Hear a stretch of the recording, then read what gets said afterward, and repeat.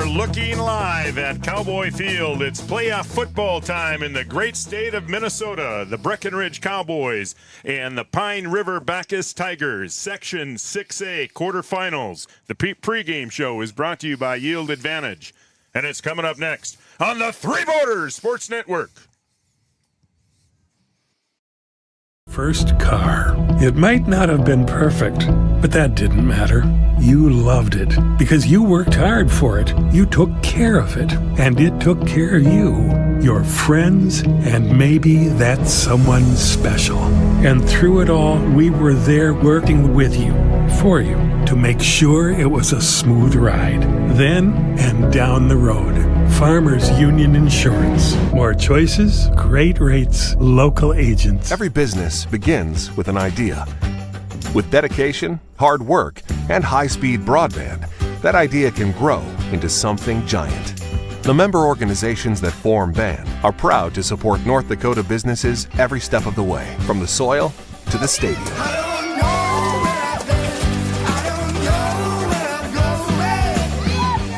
The Broadband Association of North Dakota, helping North Dakotans grow bright ideas into big business. Smith Motors in Wahpeton. We make sure that when you need a vehicle, we'll find the perfect one that matches your lifestyle and budget. Like the eye-catching Chevy Equinox, the powerful, always dependable Chevy Silverado, or the rugged, hard-working GMC Sierra. Since 1960, Smith Motors has provided an excellent automotive buying experience. From low-pressure sales to high-quality service, our customers always come first. Find your new Chevrolet or GMC today at Smith Motors. Small town friendly, big town deals.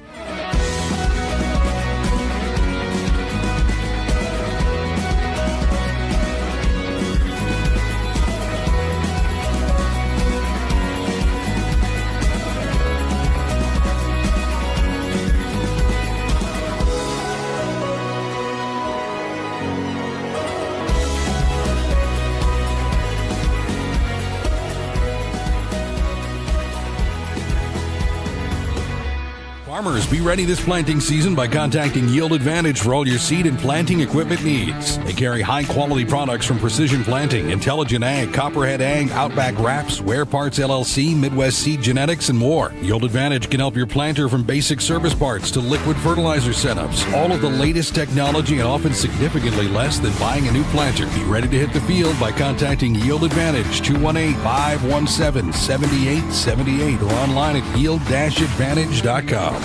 A local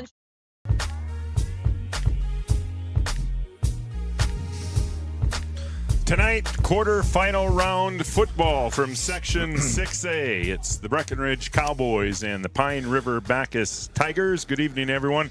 I'm Raleigh Lipp alongside Kevin Heidemann. We have the whole crew here tonight. Camden Kelson and Joe Schreiner on the roof. They'll get all the camera work done for us tonight. Brian Watson will produce tonight's game. The Breckenridge Cowboys, the number 2 seed coming into the section playoffs. Pine River Backus, they are the number 7 seed. These two teams met here at Cowboy Field back on September 22nd. A game the Cowboys won handily, 49-12. Cowboys started the season 0-3. Since then, they have won 4 of their last 5 to get the number 2 seed. And Kevin, Cowboys feeling pretty good about themselves heading into the playoffs.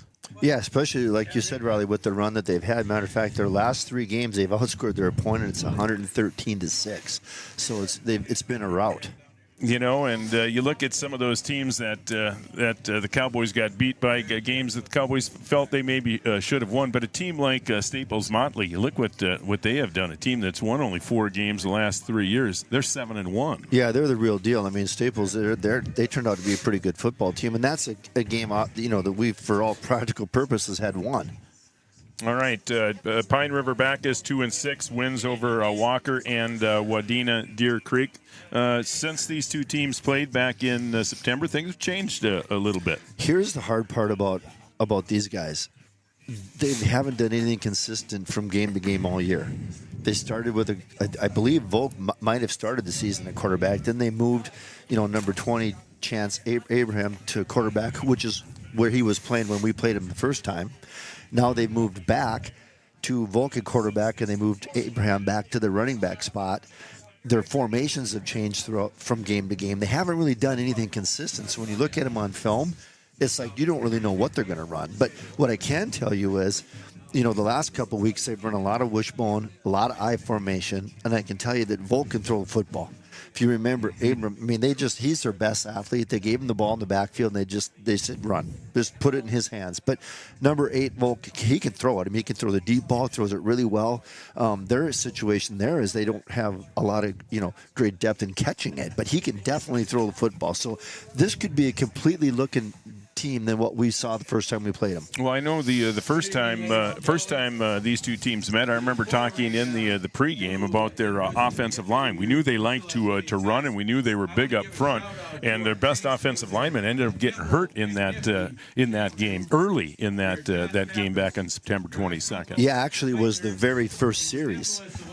He went out, and I don't think he's played since. This might be his first game back. So.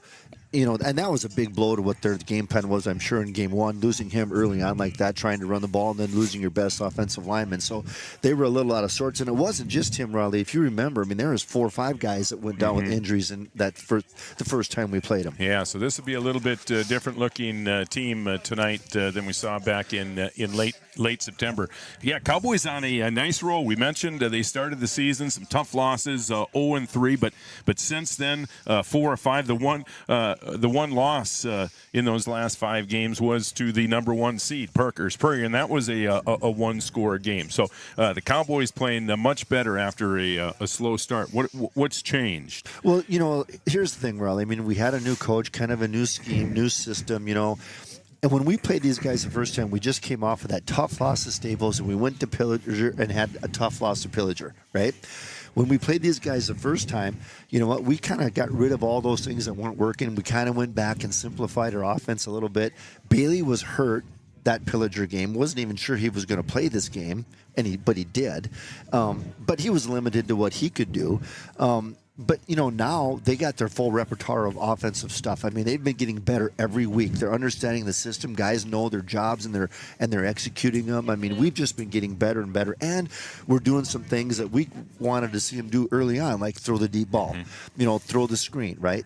All of those things now are part of their offensive, repertoire. So they have lots of things to try to defend if you're playing Breck, and that's all pretty positive for us. Yeah, visiting with Carson Yagi last week, he had mentioned he might want to throw the football a little bit more, and they have thrown it a little bit more here the last few games. And I know that last game, something you've been talking about over the course of the year, throwing on first down. They did that 4 or 5 times in that game last week.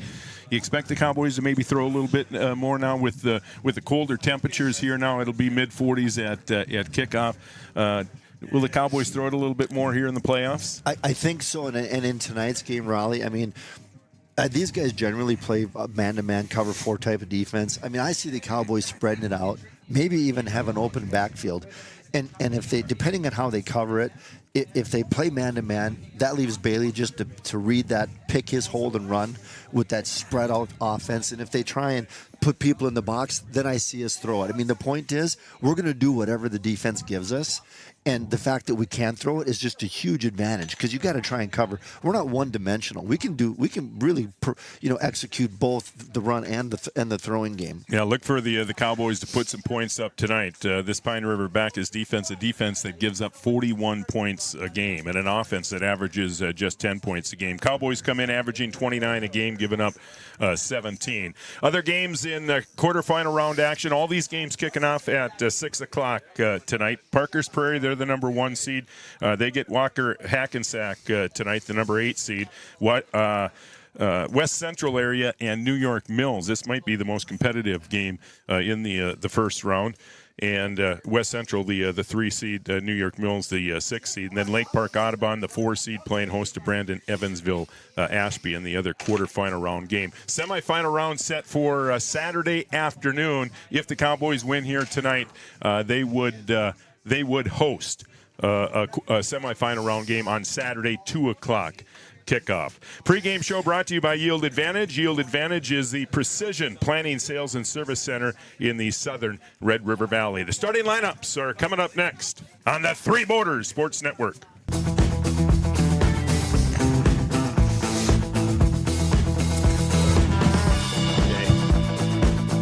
Insurance team ready to serve you. American Family Insurance Miller and Associates, providing home, auto, life, farm, and business insurance. As residents of your community, they understand how important it is to be there for you, their trusted friends and neighbors. Together, they're building strong partnerships that help everyone succeed. American Family Insurance Miller and Associates, a proud supporter of high school athletics. And we hope to see you at American Family Insurance Miller Associates. Since 1941, Minn Kota Ag Products has been helping farmers with their agricultural needs. The farming industry has expanded at great lengths, and Minn Kota Ag Products is there to provide farmers with their entire chemical, fertilizer, seed, and grain elevator needs. They also offer deep band tillage, chemical application, and fertilizer application, just to name a few.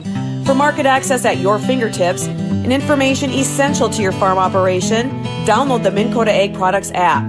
Minn Kota Ag Products, proud to be a partner in your farm operation since 1941. Have you ever considered chiropractic for your family? Dr. Andrea and the staff at Hornstein Family Chiropractic love to see families.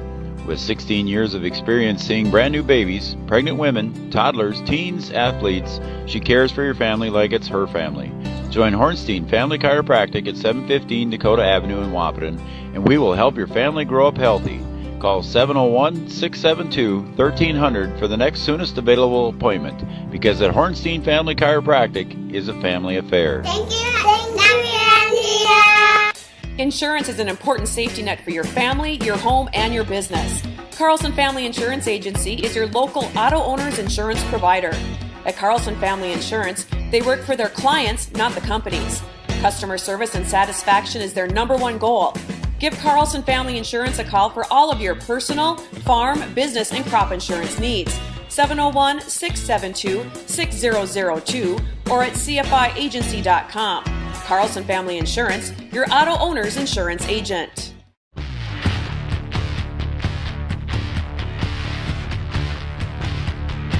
All right, just a few minutes away from kickoff, Breckenridge and Pine River Backus, quarterfinal round of the Section 6A football playoffs. Football playoffs start across the entire state of Minnesota.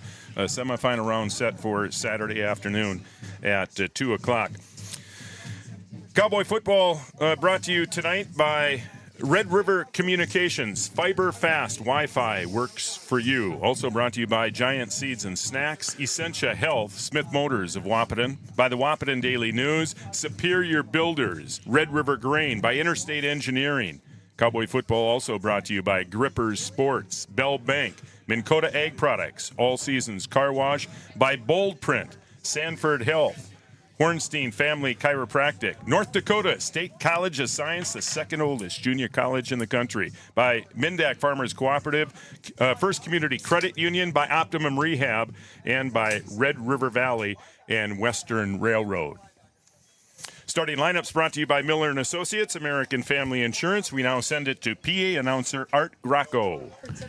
Good evening, everyone, and welcome to Section 6A quarterfinal football playoffs. At this time, let's meet the starters. I'm going to introduce the defensive starters for Pine River Backus Tigers. At linebacker, a junior, number 78, Eli Abraham. At a defensive line, a junior, number 77, Dalton Myers. At defensive line, a sophomore, number 71, Cole Oberfell. At defensive line, a senior, number 64, Austin DeGroat. At a linebacker, a junior, number 45, Earl Stockman. At defensive end, a sophomore, number 40, a senior, number 40, Nevada Ehlenfeld. At defensive back, a senior, number 25, Brady Rule. At defensive back, a sophomore, number 21, Adrian Schrupp. At linebacker, a senior, number 20, Chance Abraham. At defensive back, a sophomore, number 12, Owen Daybell. And at defensive line, a sophomore, number 8, Andrew Volk. The Tigers are coached by Nate Fisher, assisted by Michael Dennell, Rob Johnson, Eric Vetch, Mike Lupella, Mark Gunyon, and Terry Holden. And now let's meet the offensive starters for your Breckenridge Cowboys.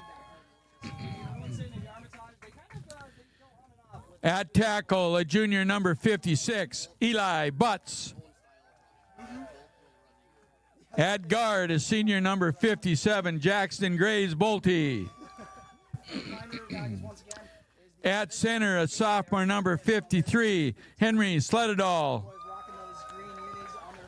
At guard, a sophomore number 54, Tegan Abel.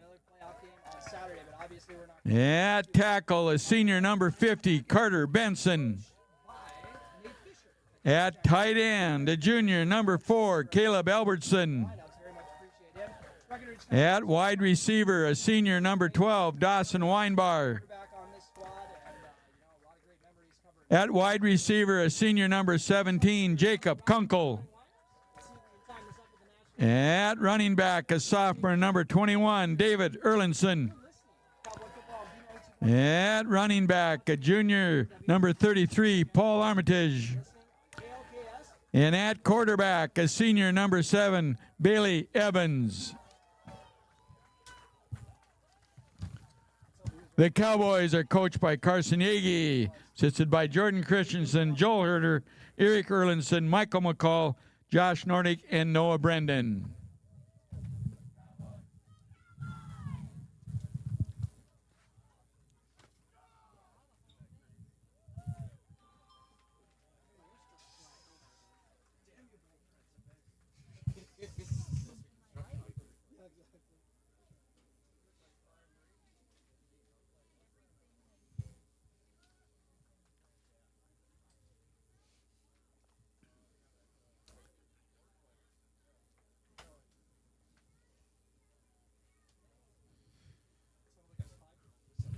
At this time, we ask everybody to please rise, remove your cap or hat, place your right hand over your heart, face the flag on the north end of the field as we honor America and our veterans, both past and present, with the playing of the national anthem by the Breckenridge High School Band under the direction of Emily Christensen.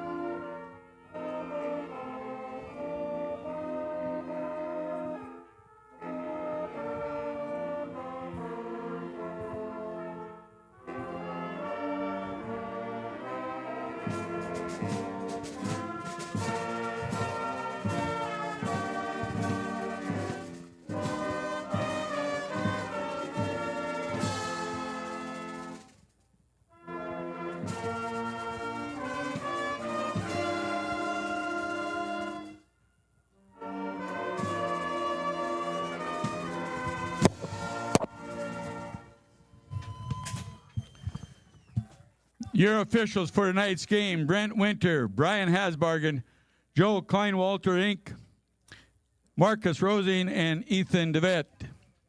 Let's get ready and play some football on a wonderful Tuesday evening. All right, PA announcer Art Rocco. Yeah, Tuesday night football, first round of the Minnesota football playoffs. Playoff games going on across the entire state of Minnesota. Fun time of the year. 47 degrees.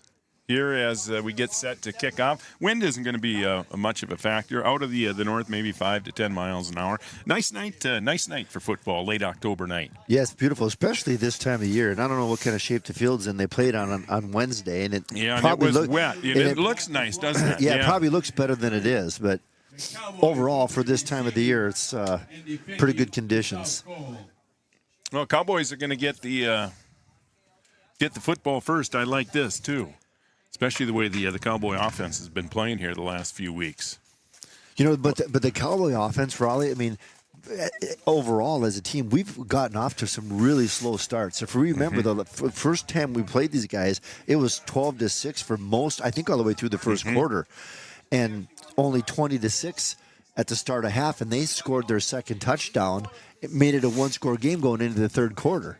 So we've gotten off to a slow start in most of our games. That's one thing we need to kind of remedy. It'll be Paul Armitage that'll take the kick at the 10, straight up the field across the 20, the 25, and he will be brought down up near the 35-yard line, and that's where the Cowboys will start their first drive of the night on their own 35-yard line. Cowboys in their green tonight, black pants. Pine River Backus, the 7 seed. They're wearing their whites tonight with black pants. The Cowboys won the toss and they elected to receive. So. All right, Armitage and Erlinson in the backfield. Bailey Evans, he'll work out of the shotgun most of the night tonight. Twin receivers to the left, and the Cowboys will start with Armitage, trying to get him to the edge and picking his way through there. Very patient run, waiting for his blocks, and he does pick up a few yards on that first down run. Up to the 39-yard line. Armitage, a workhorse last week. Wait, the Cowboys did a lot of good things in that win over Walker on last Wednesday. Everybody got involved, and the Cowboys would like to get everyone involved here tonight as well. 2nd and 7. Evans will give to Erlinson this time. David across the 40, spins off a tackle, and that extra effort will get him close to the first down. They'll mark it right at the 45-yard line. And that wasn't a counter, but he made a really nice cut back against the grain there to pick up an extra 3 or 4 yards. It looks like they did give him the first down. So just enough for the first down. So a couple of runs to start this game, and now the Cowboys will spread it here. Evans in the backfield alone. Got Armitage now in motion to the right. They'll fake to him. Bailey will keep it right up the middle in a big hole. Bailey Evans breaks a tackle across the 40. Bailey Evans still on his feet. Inside the 20. Bailey inside the 10, and that is a Cowboy touchdown. Bailey Evans, 55 yards, and the Cowboys lead it 6-0.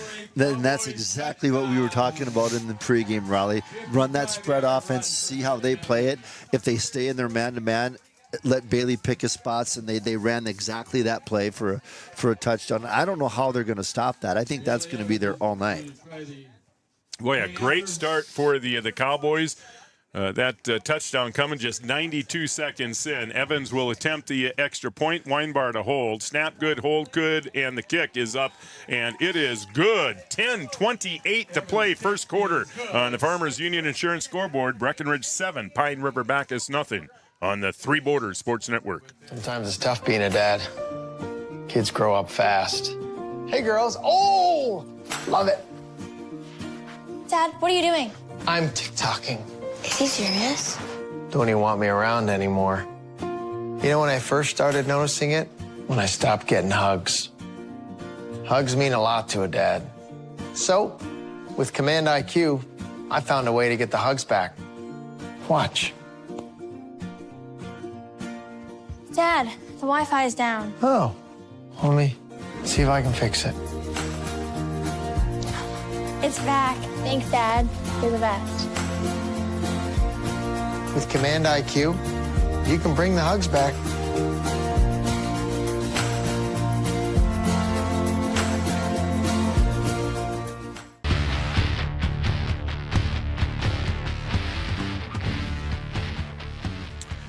Well, it took the Cowboys just 92 seconds, 3 plays, 65 yards, capped off by the 55-yard Bailey Evans touchdown run. And this will be Vogelbacher that will kick for the Cowboys, and it will be recovered at about the 35-yard line. That's where Pine River Backus will start their first drive of the night. See if they can answer just what the doctor ordered, Kevin. Yeah, great start. It is a great start, and again, quite a bit different what I expect to see tonight than what we saw in Game 1, mainly due to the fact that their quarterback, Volk, can really throw the deep ball. So the Cowboys just need to be aware of that. Yeah. Especially on second and short situations. That's where they like to take a shot deep. Here's the counter to Rule, and the Cowboys defend that pretty well. And again, that's a play the Cowboys have had some issues with. Have gotten better over the course of the year, but you remember early on, that was a play that really hurt the Cowboys. 3 yards on that first down run.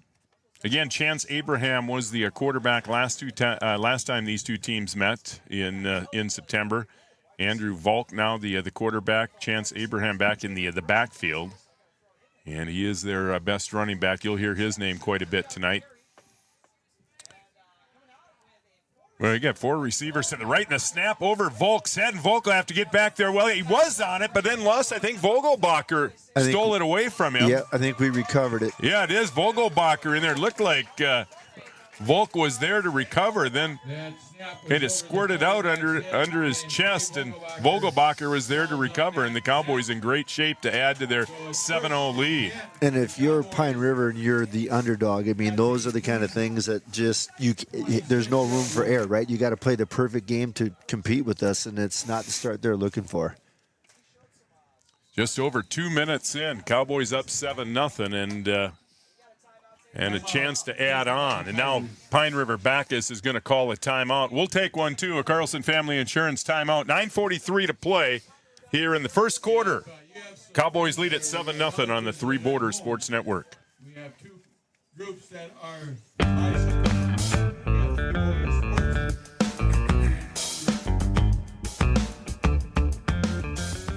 Insurance is an important safety net for your family, your home, and your business.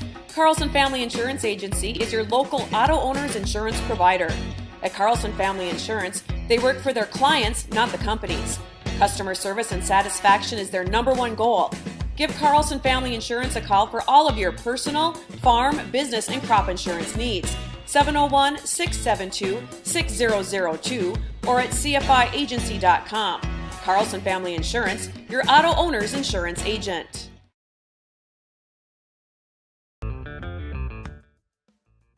Armitage right up the middle for the Cowboys. A short gain, maybe 1, up to the 25-yard line. Cowboys trying to take advantage of a Tiger turnover. We talked about the field there, Raleigh. It almost looked like he slipped before there was any contact made there. So maybe that field is not as good as it looks. Yeah, it got beat up last Wednesday. Remember the rain that we had received? It was a little bit mushy. Yeah, I think the field looks much better than it is. There could be some footing issues. This play is going to be whistled dead before it gets started. Cowboys movement on the right side of the line. And those are the ones you want to stay away from, Kevin. Yep. But we've done a pretty good job of actually staying away from those. We haven't seen many of those this year, not like last year. Huge improvement in that area. So that backs the Cowboys up 5. The 2nd and 15. Passing situation, passing down here for the Cowboys, and they have thrown the ball a lot better here the last 3-4 weeks of the season. Bailey will work out of the gun. He'll fake and keep. All right up the middle and another big hole. The same play they scored the touchdown on. And, boy, give the guys up front a lot of credit. A huge hole for Bailey Evans, and he'll carry it up near the 20-yard line. Obviously 4-down territory, so we don't need the first down here, but 3-4 yards would make that 4th down call a lot easier.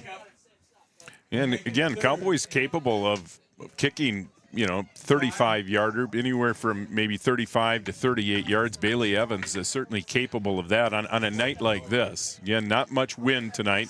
Evans will throw here. Looking left, and he's got a guy wide open. Kunkel was there. It was just a little bit overthrown, and Jacob trying to bring it in with one hand. Actually, I thought he was going to pull that off, too. Yeah, Bailey would like to have that one back. Maybe put a little bit more air under it. And he had Kunkel wide open over there on the left side. So that'll bring up fourth down. Cowboys will go forward here on fourth down. I like the call, though. I mean, even the execution for, just you're inches away from that being a perfect play. Cooper Roberts into the game. He'll split wide to the right. Weinbar in the slot on the right side. It is Paul Armitage in the backfield with Evans, and Evans will keep himself. Armitage in front. Bailey up near the first down. We'll check the mark. This is going to be very close. Cowboys say they have it, and I think they do. Yeah, Bailey just enough. He knew right where the markers were, and just enough to move the chains. Cowboys into the State Farm red zone. See Amanda Frederick, your State Farm agent in Breckenridge. 15-yard line. Shout-outs tonight. State Farm shout-outs at 701-640-4189. 701-640-4189. Shout-outs here on the Three Border Sports Network, brought to you by Amanda Frederick, your State Farm agent in Breckenridge. Bailey Evans will roll right. He's got his man in the flats. There is a flag down. Erlinson trying to make a cut, slip. So we've seen a couple of players slip here early on. Holding it. And it is a hold. So 2 penalties on this drive now for the Cowboys. And that one's that's a bigger penalty. I mean, a 10-yard sets Cowboys back. That's a tough penalty for high school to overcome. First and 20. Mm-hmm. Holding penalty against the that backs the Cowboys all the way back to the 25-yard line. So first and 20 now. Still 7:46 to play here in the first quarter. A lot happening. Cowboys score. Just 3 plays it took them to score in their first drive. Pine River Backus, they fumbled on their first possession, and the Cowboys trying to take advantage, and here's Armitage, and he's going to get into the end zone for a touchdown. 25 yards, Paul Armitage. Cowboys lead at 13-0. 25-yard touchdown.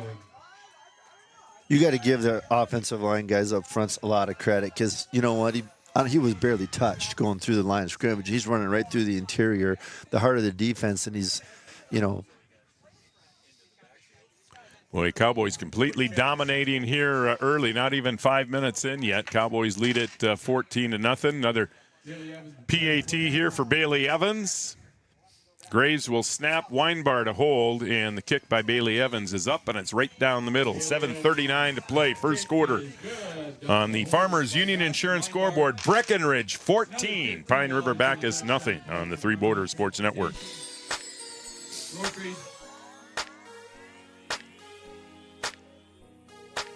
Your first car. It might not have been perfect, but that didn't matter.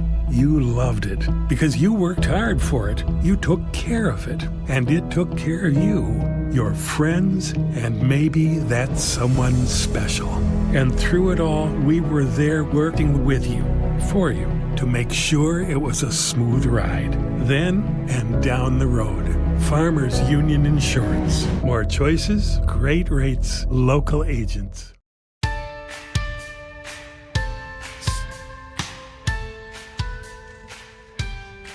Evans a touchdown run, Armitage a touchdown run. Everything is good for the Cowboys here on this Tuesday night. Playoff football from Cowboy Field. Breckenridge leading it 14-0.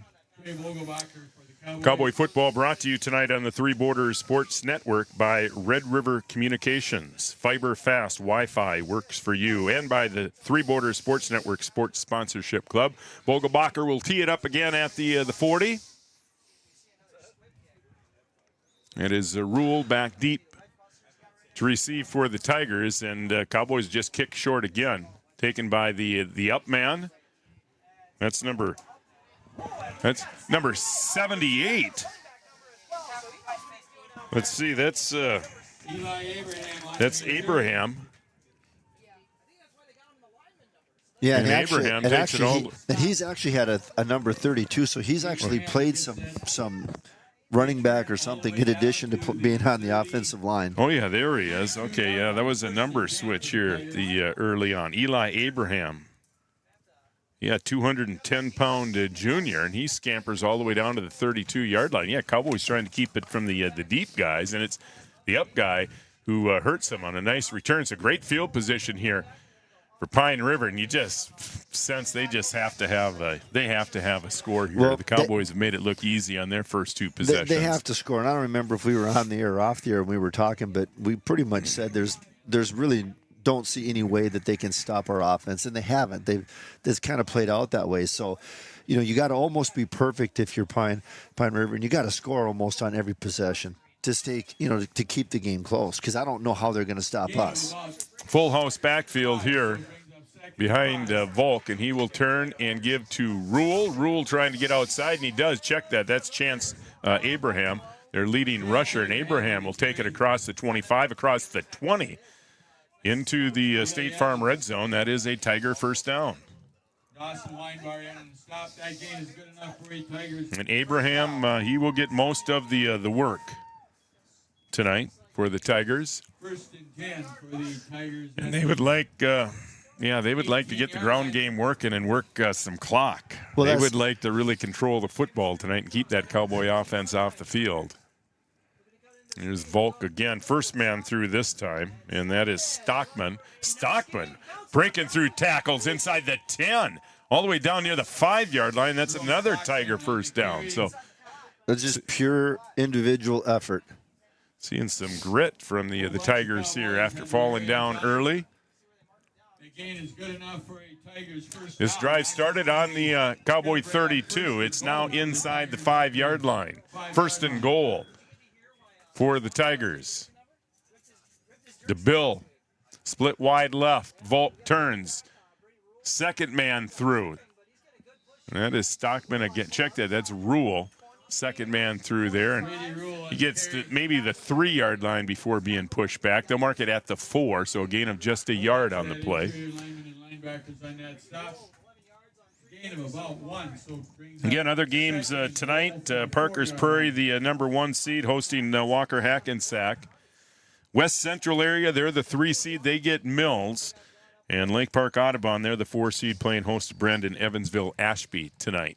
Semifinal round set for Saturday afternoon. If the Cowboys can win tonight, they will be hosting either West Central area or New York Mills. Here's Rule trying to get to the corner. Kunkel had him. Now he gets some help, and Rule is pushed back. They'll maybe give him forward progress up to the 5-yard line, but that is it.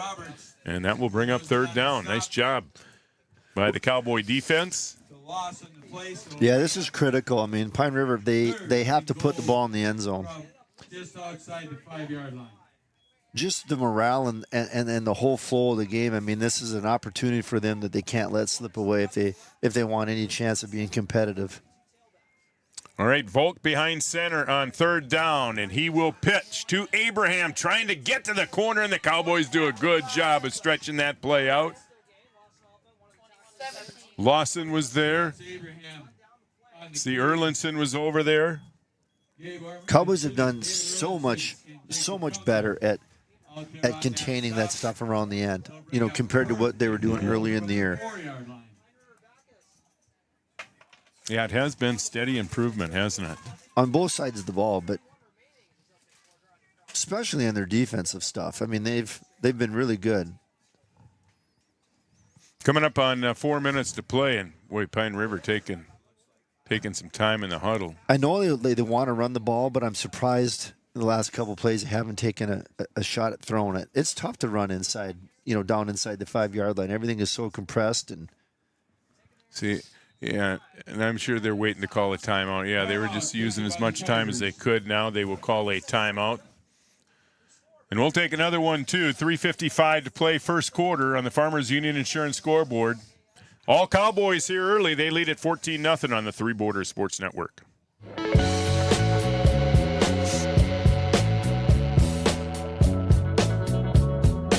Here at the Amanda Frederick State Farm Agency, we do our best to make insurance a little less insurance-y for you. Hi, this is Amanda, your local State Farm agent. You've probably seen our team out and about volunteering in the community, participating in local events, and just doing our all-around best to support and encourage a healthy, vibrant community. Stop into our office sometime and find out why we've been consistently voted best insurance agency in the Valley and why State Farm has been a trusted household name in insurance for one.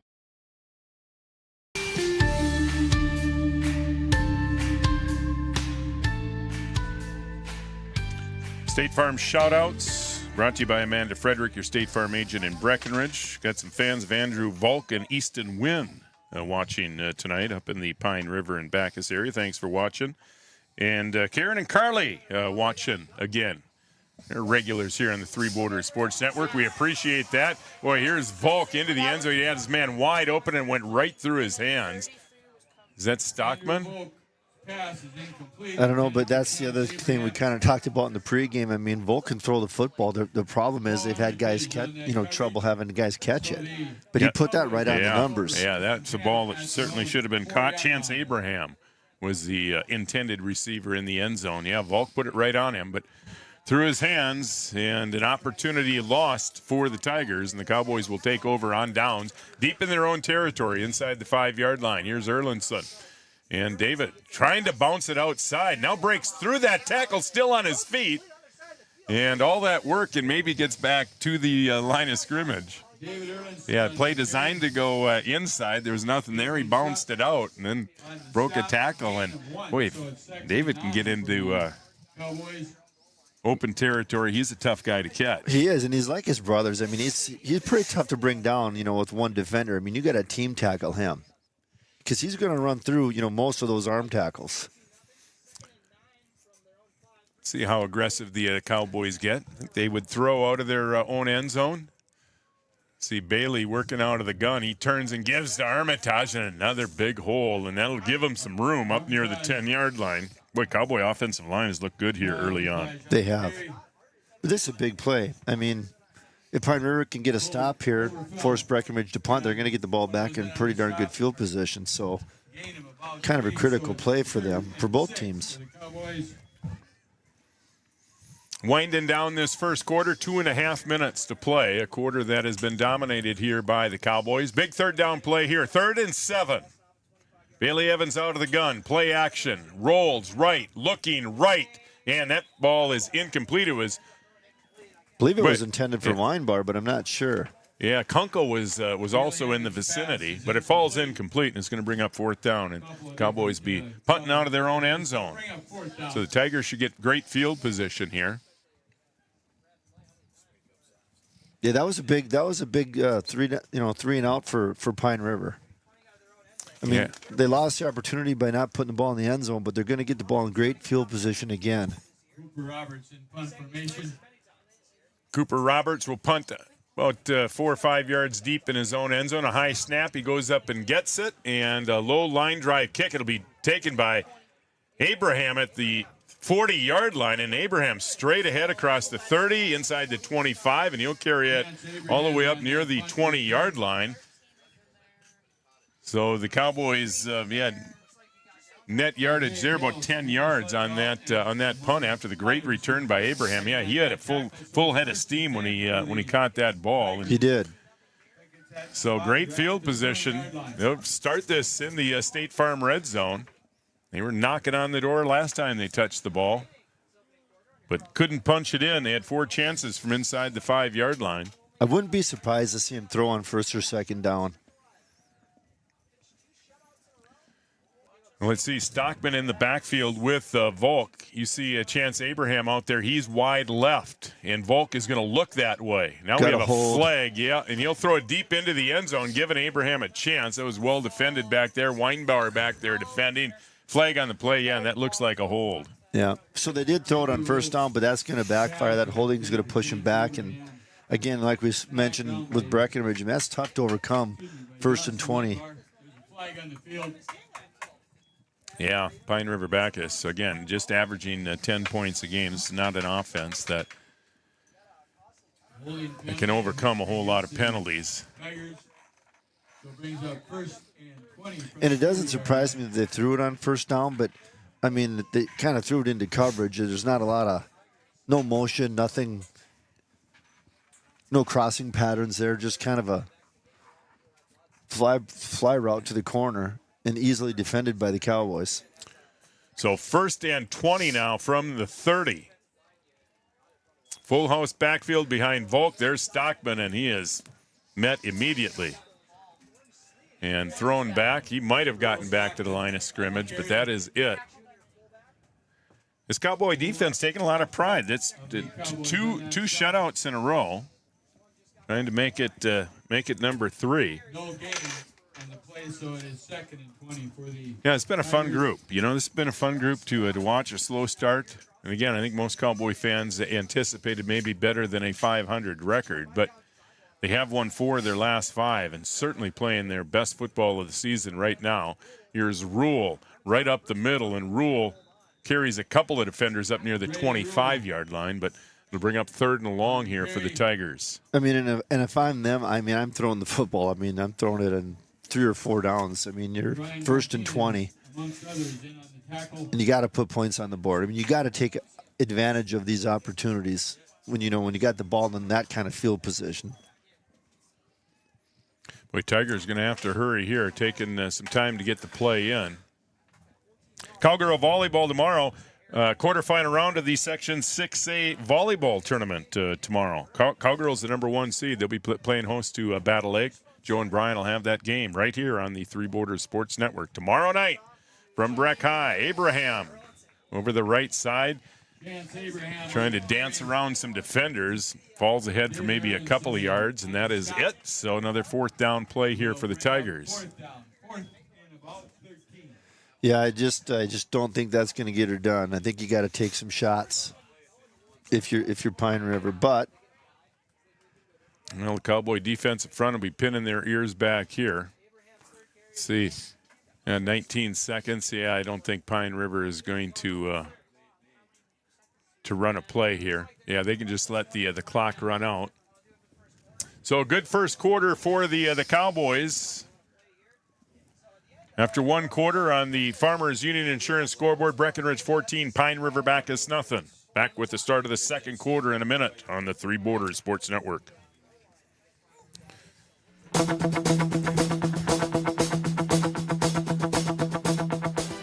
Powerful and playful. Delicate and precise. Bold and carefree. It's the way you move, and it moves us. To deliver care for your whole family, to provide options beyond the expected, to help you leave pain in the past and find your way forward. Orthopedics and sports medicine at Sanford Health. Health lives here. I'm Katie with First Community Credit Union, and we're here with Dakota Dirt Coffee. We chose First Community Credit Union because, first and foremost, they're right in our community of Milner, North Dakota, and the convenience of that and being able to know the people that we're dealing with, that's something that we can't get anywhere else. I would say FCCU could be best described as a full-service financial institution that's offered and available in a local community. At Interstate Engineering, our business.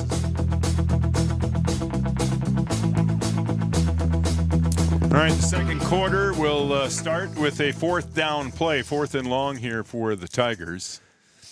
Cowboys need to be just prepared for any kind of a trick play because throughout the season they've run quite a few of them.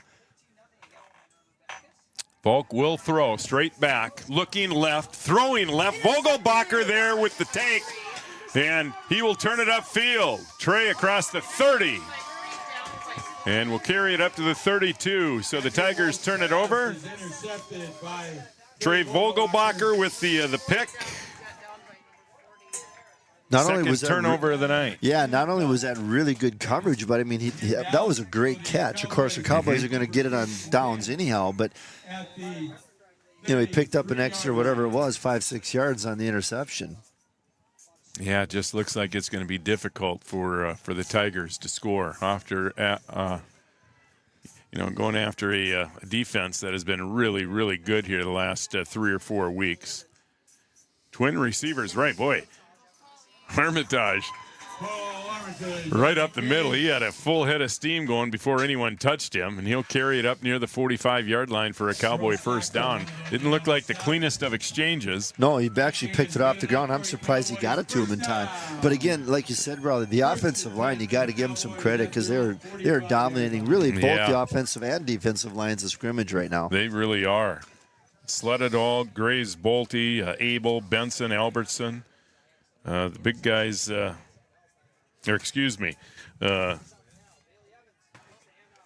Eli Butts is up there as well.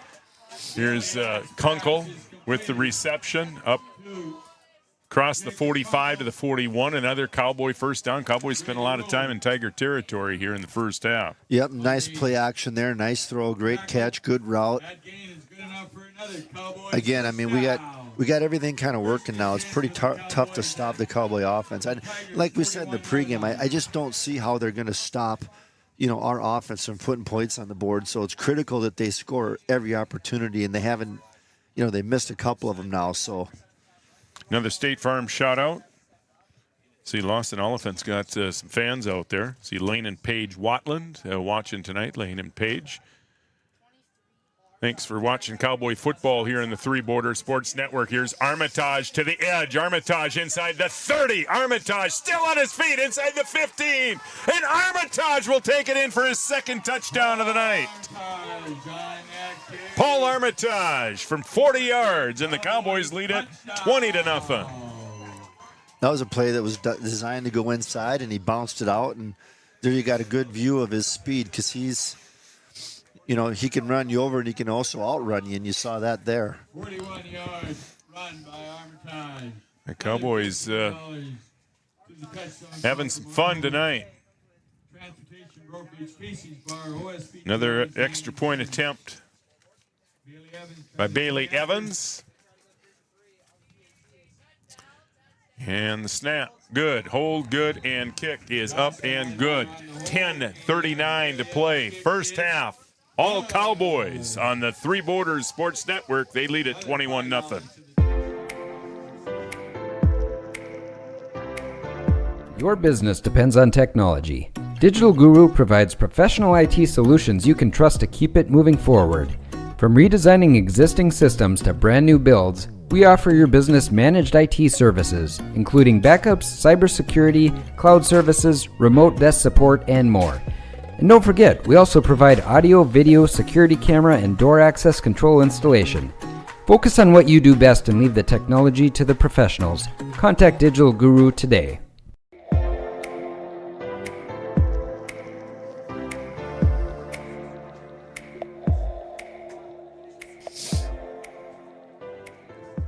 $10:39 to play in the first half. All Cowboys tonight here in the quarterfinal round of the Section 6A playoffs. Cowboys, the 2 seed coming in. Paul Armitage, a couple of touchdown runs. Bailey Evans, a touchdown run for the Cowboys. They've done pretty much whatever they wanted here in the first half.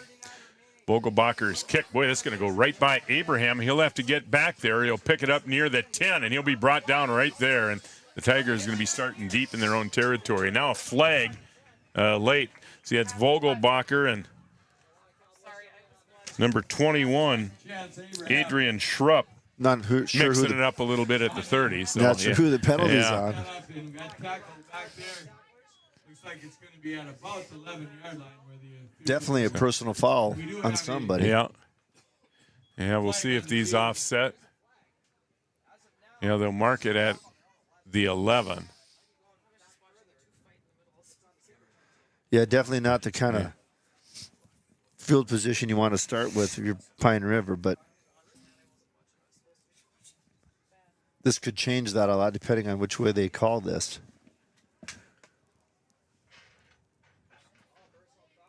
So personal foul against the Cowboys, yeah, and they will just offset it. So that's simple enough. Personal foul penalty against both teams, so they'll be offsetting.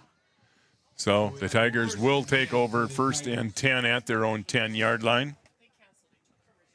Again, semifinal round set for Saturday afternoon at 2 o'clock. And again, you can find out all that schedule information on our website, threebordersportsnetwork.com. If you're interested in sponsorship information also available on our website, threebordersportsnetwork.com. Here's Abraham, slips through a tackle on the right side, and will pick up a first down and give the Tigers a little bit of room. So there you can see, Volt can throw the football. He's got a good arm. If you get some time and they can run some routes, they might be able to do some damage through the air. If I was him, I would be airing it out. Yeah, Abraham seems to be his favorite receiver, too. He likes to split him out. His second catch.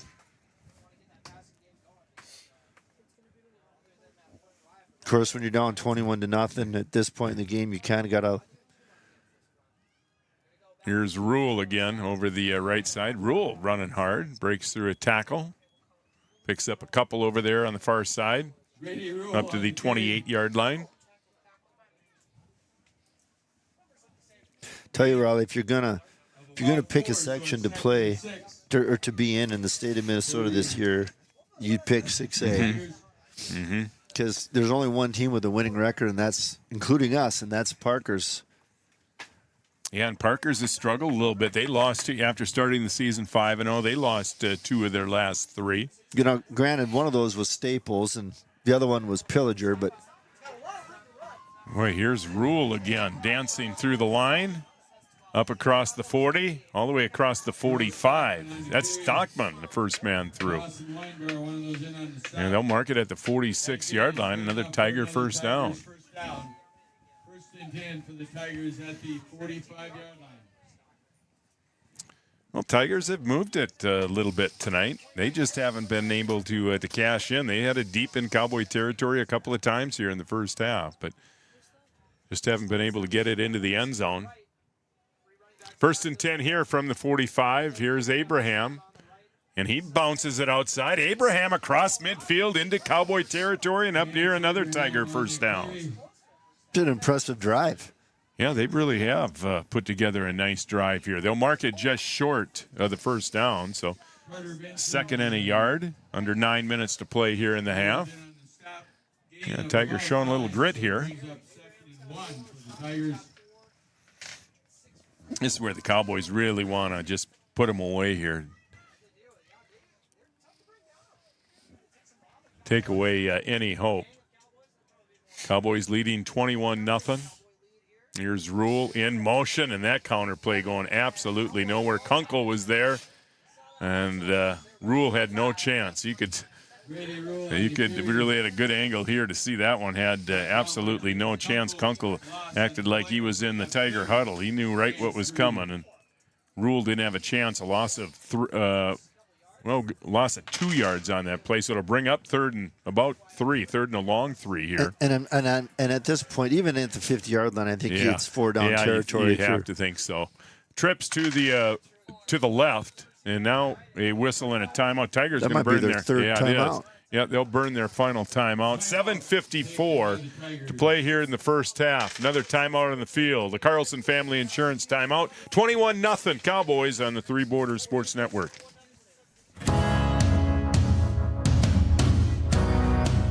Insurance is an important safety net for your family, your home, and your business. Carlson Family Insurance Agency is your local auto owner's insurance provider. At Carlson Family Insurance, they work for their clients, not the companies. Customer service and satisfaction is their #1 goal. Give Carlson Family Insurance a call for all of your personal, farm, business, and crop insurance needs. 701-672-6002 or at cfiagency.com. Carlson Family Insurance, your auto owner's insurance agent.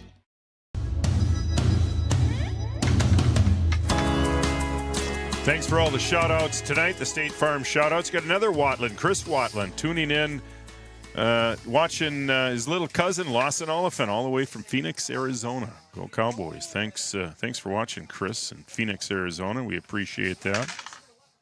Got some more shout-outs to get to, and another snap right through the hands of Volk. He'll recover back at the 35-yard line, and this was 2nd and inches, you remember.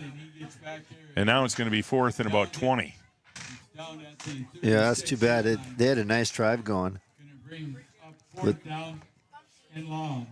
when I said you almost have to go for it, this might be the exception. Yeah, I think so. Yeah, Abraham will punt. See, that's Weinbar that is back deep to receive for the Cowboys.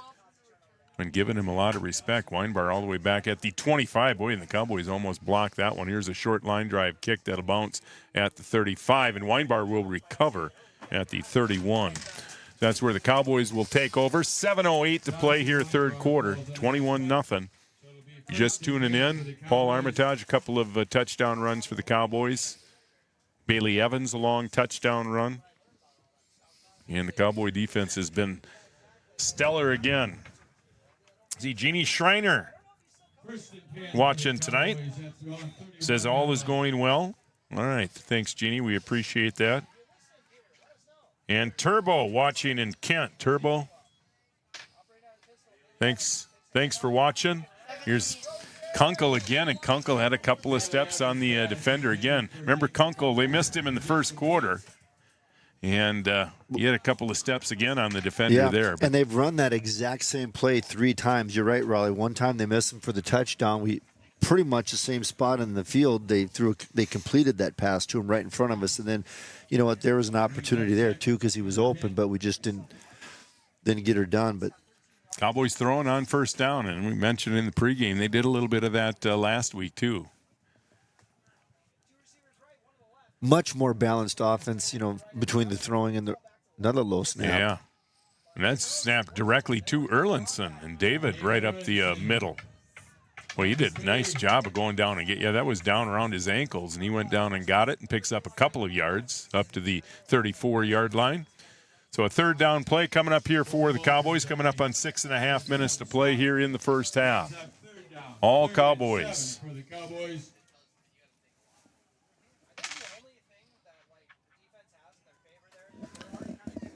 See, he hasn't looked Weinbar's way yet tonight. We'll see what he does here on third down. Bailey working out of the gun, and he'll roll to the right, and he does look for Weinbar, and he's got him. Dawson across the 40, and that's a Cowboy first down. That was really a well-run route. Great route, great pass.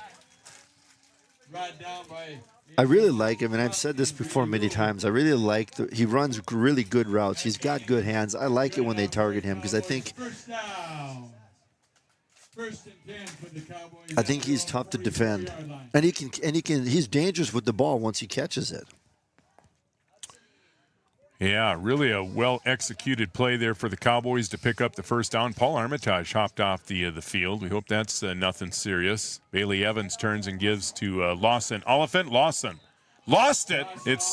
He's definitely they're down. going to say he was down. Yeah, he was down. So the Cowboys will retain possession, give Lawson about 3 yards on that play. Before the ball came out, so it brings up So 2nd and 7 here for the Cowboys. Armitage sitting on the bench here being looked at. And that's the near sideline. And that's the one thing in a game like this that you just want to – I didn't want to say it early, but I was thinking it. You just want to come out here healthy. I mean, there's a lot of game left to play, right? So anything can happen, but Cowboys are in pretty good position here. You just need to make sure everybody stays healthy for round 2. Bailey Evans trying to get to the edge and then finishes it off hard, putting his head down, getting a couple extra yards at the end of that run. They'll mark it right at midfield. Out of bounds. We got a timeout. Timeout, the official is saying. See, we have an official timeout on the field. About 4 for the Cowboys.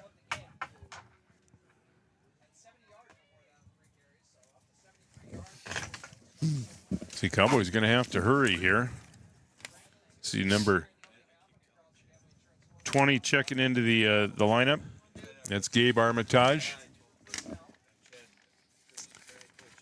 And keeping an eye on Paul on the bench here, still sitting on the bench here on the near sideline after hobbling off a couple of minutes ago. Here's Lawson. Oliphant, Boyd Lawson looked like he might have just lost his footing trying to make the cut. And again, we've seen a few guys slip here tonight, no question. Field a little bit slick out there. And between the hashes especially, and of course that's where that's at. Same with Paul when he slipped. Between the hashes is where it's probably the most chewed up, right in the middle of the field. Boy, and it looked like there was a little room here on the right side had he been able to make that cut. And when Lawson gets into the open field, forget it. Nobody's going to catch him. Cowboys going for it on 4th down. Yeah, and Lawson's still in the game at tailback. Bailey Evans rolling right. Has a lot of time. Now finally fires. There's Weinbar for another Cowboy first down. It was the exact route they just ran, but it wasn't open. Pine River did a pretty good job of defending it, right? But Bailey had so much time back there that, he'd pick the spots. And again, and Dawson just slipped into the opening. Just slipped into the open slot. He just sat down, too. Once he got to the sideline, just sat there. And, Bailey patient enough. Yeah, we mentioned the offensive line early, and their run blocking, their pass blocking has been good tonight, too. Really good. But, that pass route right there, for high school football, that's elevated stuff right there. You know what I mean? That's good football. So 1st and 10 Cowboys. They'll throw again on 1st down, and there's Kunkel again. And Jacob had a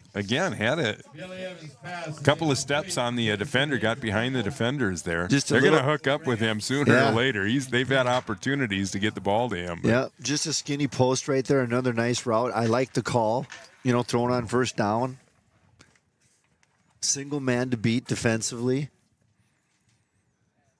Yeah, I think the Cowboys will have some explosive. When you're able to run the football as successfully as they have, they're going to have opportunities for explosive plays on 1st down. And we just seen it more and more here the last couple of weeks, them throwing on 1st down. And really fun. This offense has become a lot of fun to watch. 2nd and long. And here's Bailey Evans again. And Bailey, nearly slips through a tackle there. Tripped up. They'll mark him just shy of the 35. Boy. And that defender not made the shoestring tackle there. Bailey might still be running. You might. But again, the offensive line, they're doing a great job. And you know what? Whoever the running back is, but in this case, Bailey getting that ball 6-7 yards deep, has a great view of what's in front of him and just picks his hole. Our Three Border Sports Network camera shots brought to you by our good friends at Digital Guru.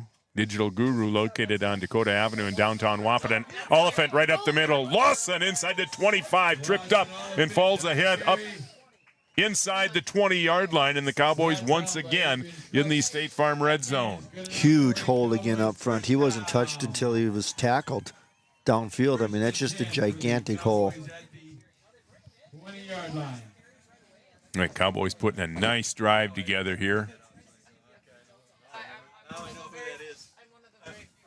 And eating up some clock, too. Come up on 3 minutes to play here in the half. Bailey Evans going to throw again on 1st down, and there this time is Weinbar he had open on the left side, and that one just overthrown. Is incomplete, intended for Dawson Weinbar. Another good route. Had at least 5 yards of separation.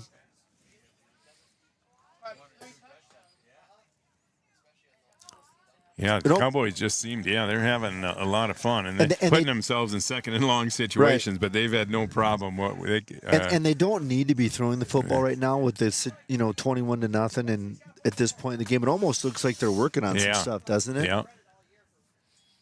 So 2nd and 10, boy, some miscommunication in the backfield, but Bailey's still going to get to the edge and close to another Cowboy 1st down on Cowboys picking up 10 yards on broken plays here in the 1st half.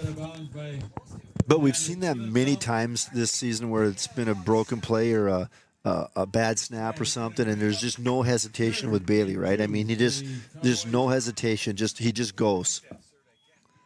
So about 8 yards on that run for Bailey, and that will bring up 2nd and 2. Or check that, 3rd and 2 here. 3rd and 2 for the Cowboys. And here's Lawson Oliphant again. Lawson again, a little slip making that cut, but he is able to get inside the 10-yard line, and that should be enough for another Cowboy 1st down. Well, he definitely knew where the 1st down yardage was. Yep, falls ahead just inside the 10. So the Cowboys will have another 1st and goal opportunity here. 1st and goal from the 9. Just under 3 minutes now. Plenty of time. See, Lawson Oliphant still in the game. And they will fake it to him and throw again. And Bailey Evans has got Weinbar in the end zone. Dawson Weinbar, a 10-yard touchdown catch from Bailey Evans. And the Cowboys lead at 27-0. Yeah, they really seem to have a good relationship, don't they? Weinbar and Evans. Well, and tonight he's got so much time. You know what? I'm not even sure he was the primary receiver. because they had Kunkel over in that area too. And he's got enough time. He's actually, I think, going through his progressions, first guy, second guy, third guy. He might have been the second or third guy, in that route. So, again, that's higher level football right there. Evans to a wine bar. Bailey Evans now 4 for 4 on PATs, 2:39 to play. Your new score on the Farmers Union Insurance scoreboard, Breckenridge 28, Pine River Backus nothing on the Three Borders Sports Network. Your first car. It might not have been perfect, but that didn't matter. You loved it because you worked hard for it. You took care of it, and it took care of you, your friends, and maybe that someone special. And through it all, we were there working with you, for you, to make sure it was a smooth ride. Then and down the road. Farmers Union Insurance. More choices, great rates, local agents. All Cowboys tonight from Cowboy Field. Cowboy football brought to you tonight by Red River Communications. Fiber Fast Wi-Fi works for you. And by the Three Borders Sports Network Sports Sponsorship Club. Sponsorship information available on our website if you want to join our sponsorship group here for the playoffs. Visit our website, threebordersportsnetwork.com. Vogelbacher been busy kicking off here tonight. Another short kick taken by the up man. Straight up the field. Rule across the 40, up near the 45. Another good return. And the Tigers will take over at their own 45-yard line with 2:33 to work with. Remember, they burned all their timeouts, so they have no timeouts remaining. But the clock does stop on first downs to spot the ball, which, if you can get a first down, will buy you some time. Yeah, we'll see how aggressive they are. Vogelbacher has a pick. They are going to throw. Volk straight back to pass, and the pass is dropped. The intended receiver there taken off before he had the ball. That's Brody Mongan, 160-pound sophomore. Yeah, and we kind of talked about that too, Riley. I mean, he throws a really good ball, and like we mentioned in the pregame, the problem has been they don't have anybody to catch it, and we've seen a couple drops. We saw one for a touchdown, and there's another one. It's guys wide open. I mean, he's not going to get a lot of yards. He might have had 4 or 5 yards, but they don't have a lot of guys to catch it. All right. This time, Volk will line up behind center. Straight back to pass, and he doesn't have a chance. Martinez had him, lost him, and now Volk will throw it deep. And good coverage back there. I think that was Lawson Oliphant that went up and knocked it down. But Volk showing his arm. And Volk did a nice job just avoiding the sack there. That was number 58, Alan Martinez, that had him in his sights. Got his hands on him, just couldn't bring him down. And it will bring up 3rd and long.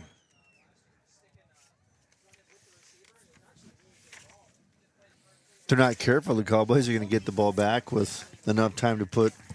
Yeah, and the Cowboys have a couple of timeouts remaining. Well, they have all 3 of their timeouts remaining. Volk will throw here on 3rd down, looking over the middle. That pass a little bit behind Abraham, and he couldn't hold on. Got his hands on it, but, yeah, difficult pass to catch when you're running full speed to reach back and try to make that catch. So another missed opportunity there. Abraham was open there. And, yeah, the Tigers are going to have to punt it back. Cowboys should get great field position here. Yeah, like you said, with 2 minutes to go and 3 timeouts, which is plenty of time. See, Bailey Evans going to drop back deep here to receive this punt. And they are going to fake it, or at least attempt to fake it, and that's going nowhere. And didn't have a chance. No. That was Volk. And they've run a lot of trick plays, but that wasn't the time or the place for it, because even if you get the first down, Raleigh, you got 2 minutes to go in the half with no timeouts. I'm not sure what you gain. Not sure if the risk is worth the reward. Well, and if you're going to go for it at that point, you might as well just go up to the line of scrimmage and go for it. And obviously the Cowboys were not fooled by it because they that way at least you have a number of different plays to choose from. And So 1st and 10 Cowboys. Cowboys can add on here before half. And Bailey Evans looking to throw again on 1st down, and that was nearly picked off. Looking for Weinbar again. Probably should have been picked off back there at the 20. Same exact identical route. They run that at least 5 times. Is incomplete, intended for Dawson Weinbar. See, yeah, those numbers difficult to see. That is Rule back there that nearly had the pick. I'd love to see him run that same route, except for run a post corner, which we used to run that play. Well, you might get your wish It would be right wide here. open. Cowboys, yeah. It does seem like they're just working on some things. They're throwing quite a bit here tonight. Now they're going to draw something up here. They're going to call a timeout and talk about this 2nd down play. 2:08 to play here in the first half. A Carlson Family Insurance timeout. 28-0 Cowboys on the Three Borders Sports Network.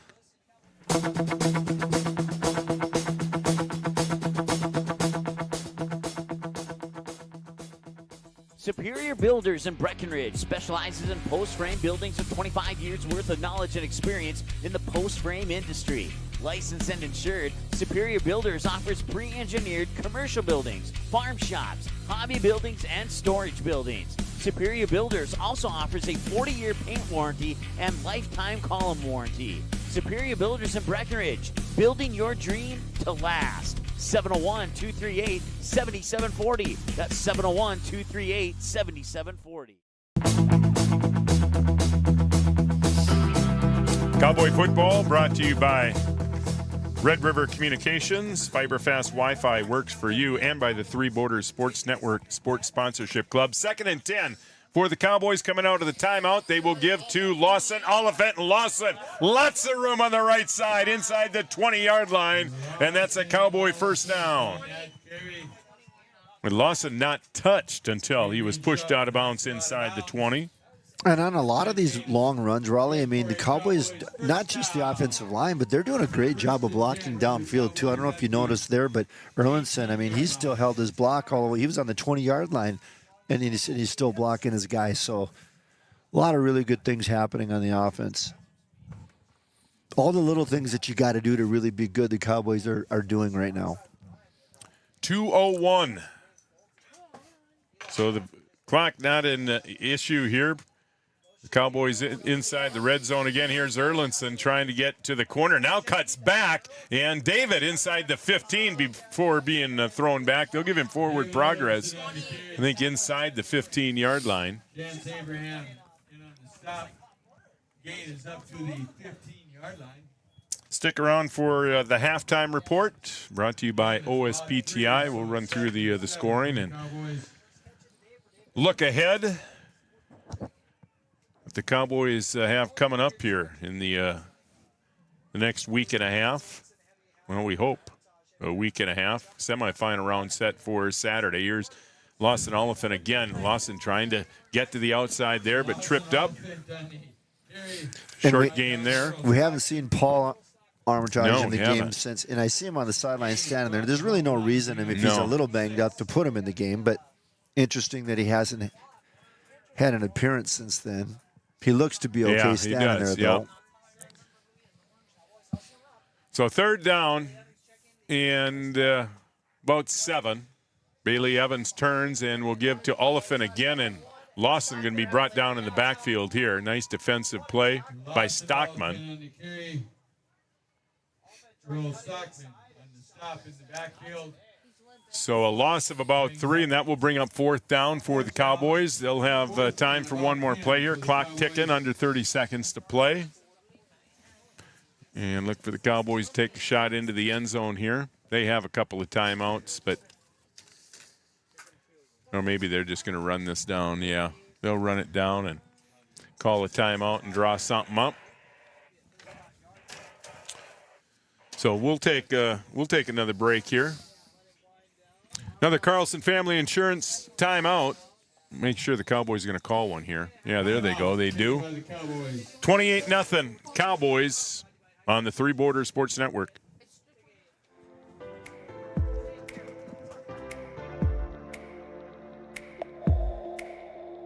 Comdell Innovation is now hiring production technicians for a variety of shifts with opportunities to make $20 or more per hour. Work in a clean, climate-controlled facility. Second shift, 4 10-hour days, every weekend off, 3:30 p.m. to 2 a.m., and 4 crew rotation, straight days, 7 a.m. to 7 p.m., or straight nights, 7 p.m. to 7 a.m. Apply in person or online at ComdellInnovation.com. Comdell Innovation.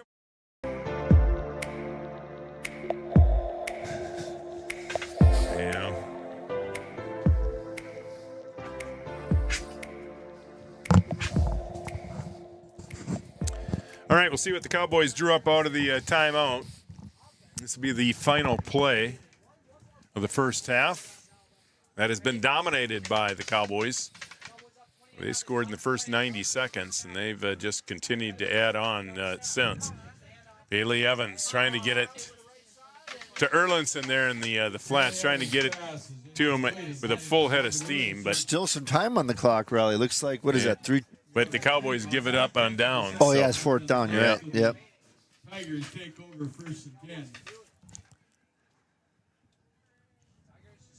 At the 18-yard line. So one more snap here for the Tigers.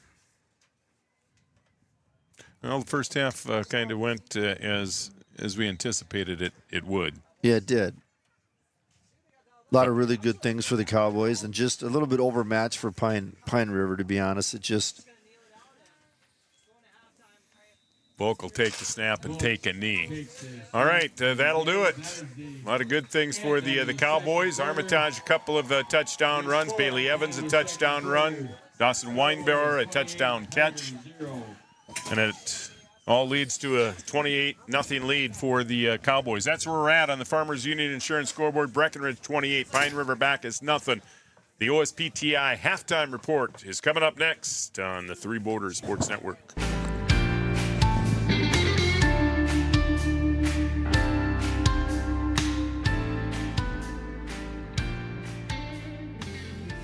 About connections.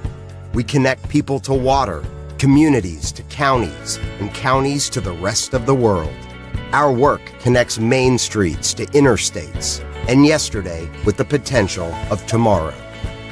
With over 40 years of connecting, our experience and expertise are thanks to the clients we have earned, the trust we have built, and the connections we have made. Interstate Engineering, the professionals you need, the people you trust.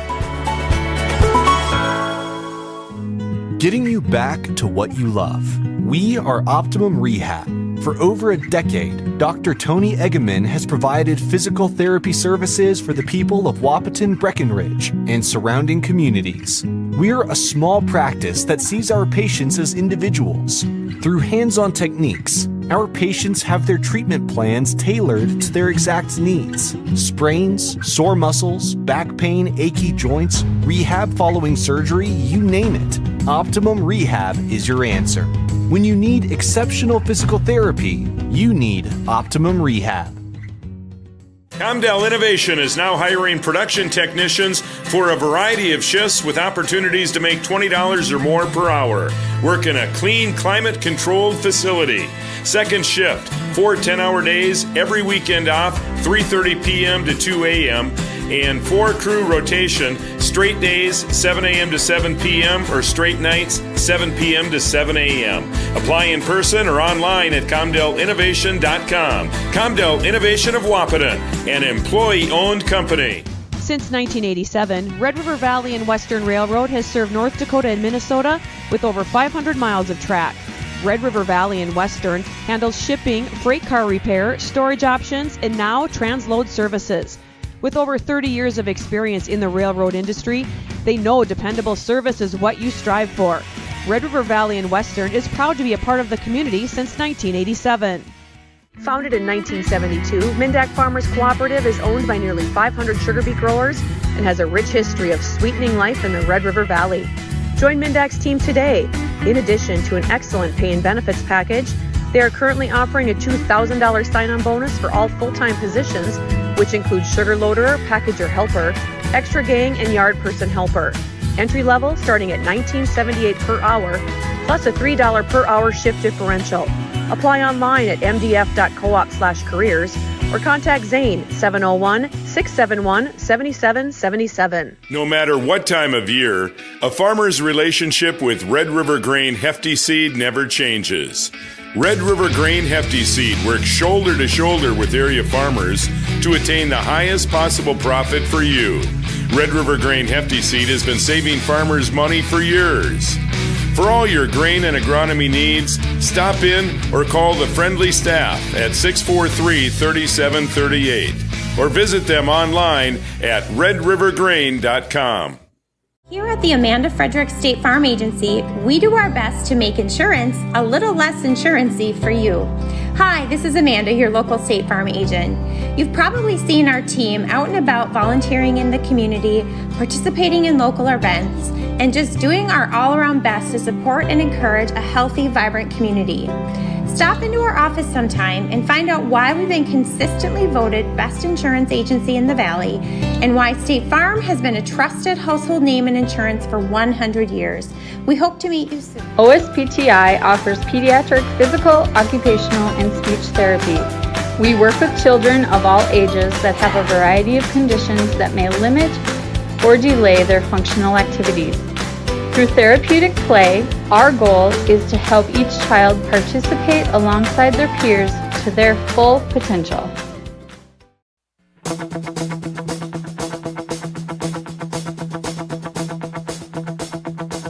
Welcome back to Cowboy Field. Raleigh Lip alongside Grizzly Adams. Kevin Heidemann back from Boundary Waters. Good to have you back, man. That's hardcore stuff at your age to go up north and wrestle with bear. That is hardcore stuff. You put a canoe on your shoulders and carry it a half mile. I know. See, we got another State Farm shout-out from Ann Heidemann. That color guy sounds hot. I have to ask, what about the play-by-play guy, Ann? What about the play-by-play guy? He sounds pretty hot, too, doesn't he? Thanks, Ann, for watching. And, again, State Farm shout-outs tonight at 701-640-4189. Wait, Cowboys look good in the first half, didn't they? They look great. I mean, you couldn't do really a lot more than what they did. I mean, from A to Z, like I said, even the little things, the blocking downfield and lack of penalties, one holding, I think, one procedure, had some opportunities, maybe some balls we could have completed. I mean, we literally could have 2 more touchdowns on the board. But, I mean, for the most part, about as good as you can play. I mean, we really dominated the half. And you know what? The thing about the Cowboys is they're unpredictable offensively. They're throwing on first downs. No, they're running some play action. They ran that spread thing that we talked about in the pregame, and they could have ran that all night long. I don't think they could have ever stopped it. So they got a lot of things to choose from, a lot of options that are going to make them really tough to defend. Yeah, give this young coaching staff a lot of credit. Again, a tough start to the season. Cowboys lost some games they probably should have won early on, but tell you what, they made some adjustments here, and yeah, if you're going to peak, this is the time to peak. Yeah, I've seen a lot of improvement really in every phase of the game for the Cowboys. It was, and part of it too is when you look at their schedule, Raleigh. I mean, they probably played the toughest teams in their schedule the first 3 games. Yeah. So they played a two-way school. Pelican is a pretty tough football team in Staples. They played the second game, only lost 1 game all year. It turned out to be a pretty good football team, and even Pillager. I mean, who they lost to, but Pillager also turns around and beats Parker's Prairie. That's one of their 2 losses. So, they're a capable football team. And you know what? Some new things, but I look at Freddie when he left the program. I was thinking about this earlier. You got, I hate throwing names out there because you're going to miss some, right? But you got, obviously Carson as the head coach, and you got Jordan out there, and, Tony Bogenreef out there, and, 3 or 4 other guys that are, Breck guys that played for him, that are on the coaching staff. So it's just a bunch of young guys that with Cowboy pride that are, so you got to give Freddie a little bit of credit too, because those are all his guys that are now running the show. Yeah, it is neat to see guys come in though at the same time like this, and especially being a lot of them graduated here at all those guys you mentioned graduated from Breckenridge, but to see them come in and grow together, and in this case it hasn't taken a whole lot of time, but right. I mean, you look back you go all the way back. You go back into Belcess days. You go all the way back into the 70s when you had some guys get together and build a coaching staff like that they built, and they started it young. I mean, you talk Belseth, Bach, and again, you hate to get into this in terms of missing names, Wadalevich, Mimna, and Sanas. I mean, there's just a lot of guys, and you know what? Did I mention Wadalevich? Yep. I mean, I don't want to miss any guys, but I mean, that's really fun when guys when you get on a coaching staff like this, and this can turn into years and years, and it's fun to watch. It can, and even like Michael McCall from Lopton and Josh Nordick, local guy from Rothsay. I mean, even though they're not Breck grads, I mean, they're local guys, right? And I talk to Michael a lot, pregame stuff. They help us out. That's where we get all this stuff that we talk about on the radio, and they're more than willing to share information and to give us stuff. So, I really appreciate that, because I'm sure the last thing they want to do the night before a game when it's late is talk to me. But they're more than willing to do that, so I appreciate that. Well, what do you look for now in the second half here? Of course, the Cowboys want to stay healthy here. That's the number one thing. It is, and I don't think that's kind of the bottom line. I wasn't here, obviously, for the Walker game, but I think the JV crew went in there and actually performed pretty well. Might have even put some points on the board. I think you're going to see a lot of that in the second half. Of course, there's a running clock at 35 points in the fourth quarter unless both coaches agree to run it earlier, which kind of expected to see even before the game started. It kind of looks like it's going to be that way. But the key thing you just said, Raleigh, is to stay healthy. Not the game's over, but for all practical purposes, it is. Let's look ahead. We hate to. I know. Well, a lot of people do. We always do this, though. We always look ahead when we probably shouldn't. But let's look ahead. Should the Cowboys repeat as section champions here, which we both think that they have a good chance at doing, that would really set up a fun matchup in the first round of the state playoffs. It would set up, and again, I hate to look ahead too, but we are. I mean, again, I said this earlier. If you're going to pick a section to be in, this is the one, because it's probably the weakest section in the state with only one team with a winning record. It's a weak section, and the winner of this section, which is a great opportunity for us, the winner of this section plays the winner of Section 8. And there's only two teams in that section, Monoman, who's 8-0, and Ada Borup, who's 7-1. And Monoman is the favorite to come out of there, but I wouldn't be surprised to see Ada upset them. I mean, but that rivalry between Breckenridge and Monoman has been around forever, since when we played. And it's been a long time since they played a meaningful game, but that could be a rivalry renewed. Right, I mean exactly. So, we still got to get through the winner of West Central and New York Mills, and we got to get through probably Parker's Prairie, which, I think we're more than capable of doing that. But, we're already looking into to that Ada Monoman showdown to see which one of those guys, and what a fun game that would be. Mm-hmm. Again, other games around the section tonight. And again, there's football going on across the entire state of Minnesota. Other games in Section 6A tonight, and all these games kicked off at 6. Parker's Prairie, the number 1 seed, hosting Walker Hackensack. West Central area and New York Mills, that could be a pretty good game. That game hosted by West Central area, they're the 3 seed. And then Lake Park Audubon, the 4 seed, playing Brandon Evansville Ashby, the number 5 seed. Yeah, and if we do end up playing West Central, interesting thing with those guys is they haven't played a section game this year. Mm-hmm. And they were a late add to 1A, right? Really late add, and so they have 3 wins: Polk County, Long Prairie, and Benson, which are all pretty much like Section 4 type teams. So we don't know that much about them. I mean, as far as trying to look at playing comparable opponents. So. Again, semifinal round set for Tuesday afternoon. If the Cowboys hold on and win tonight, they will be hosting either West Central area or New York Mills Saturday afternoon at 2 o'clock. If you can't make it to the game, we will have it here on the Three Borders Sports Network. Teams making their way back out onto the field. We'll break here quick. When we come back, the second half kickoff on the Three Borders Sports Network.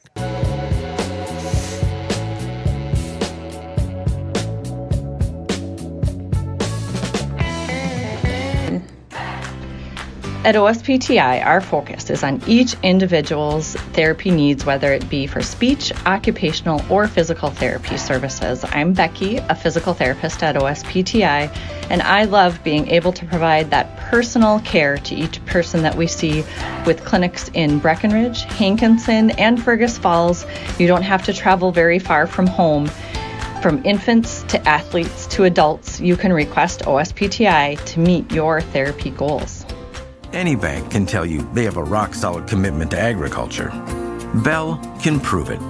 To this day, every Bell Bank branch is partially built with rocks we've picked from our founder's farm. But our roots in ag have grown more than a few offices. They've shaped who we are and formed our entire approach to banking. Let us prove it to you as you grow your farm and prepare your legacy for the next generation. Bell Bank, committed to ag. In Wahpeton, talk to Rick Steckler.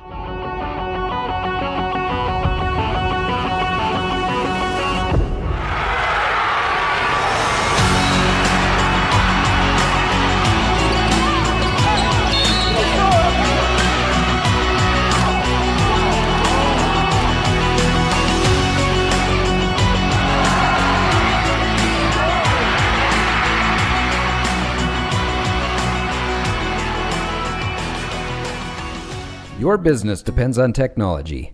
Digital Guru provides professional IT solutions you can trust to keep it moving forward. From redesigning existing systems to brand new builds, we offer your business managed IT services, including backups, cybersecurity, cloud services, remote desk support, and more. And don't forget, we also provide audio, video, security camera, and door access control installation. Focus on what you do best and leave the technology to the professionals. Contact Digital Guru today.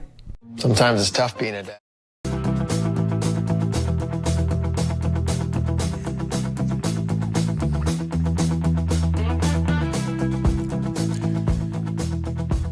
All right, everybody trying to get the juices flowing again, including the broadcasters. It is a little chilly it's out chilly here. Up here. Yeah, it is.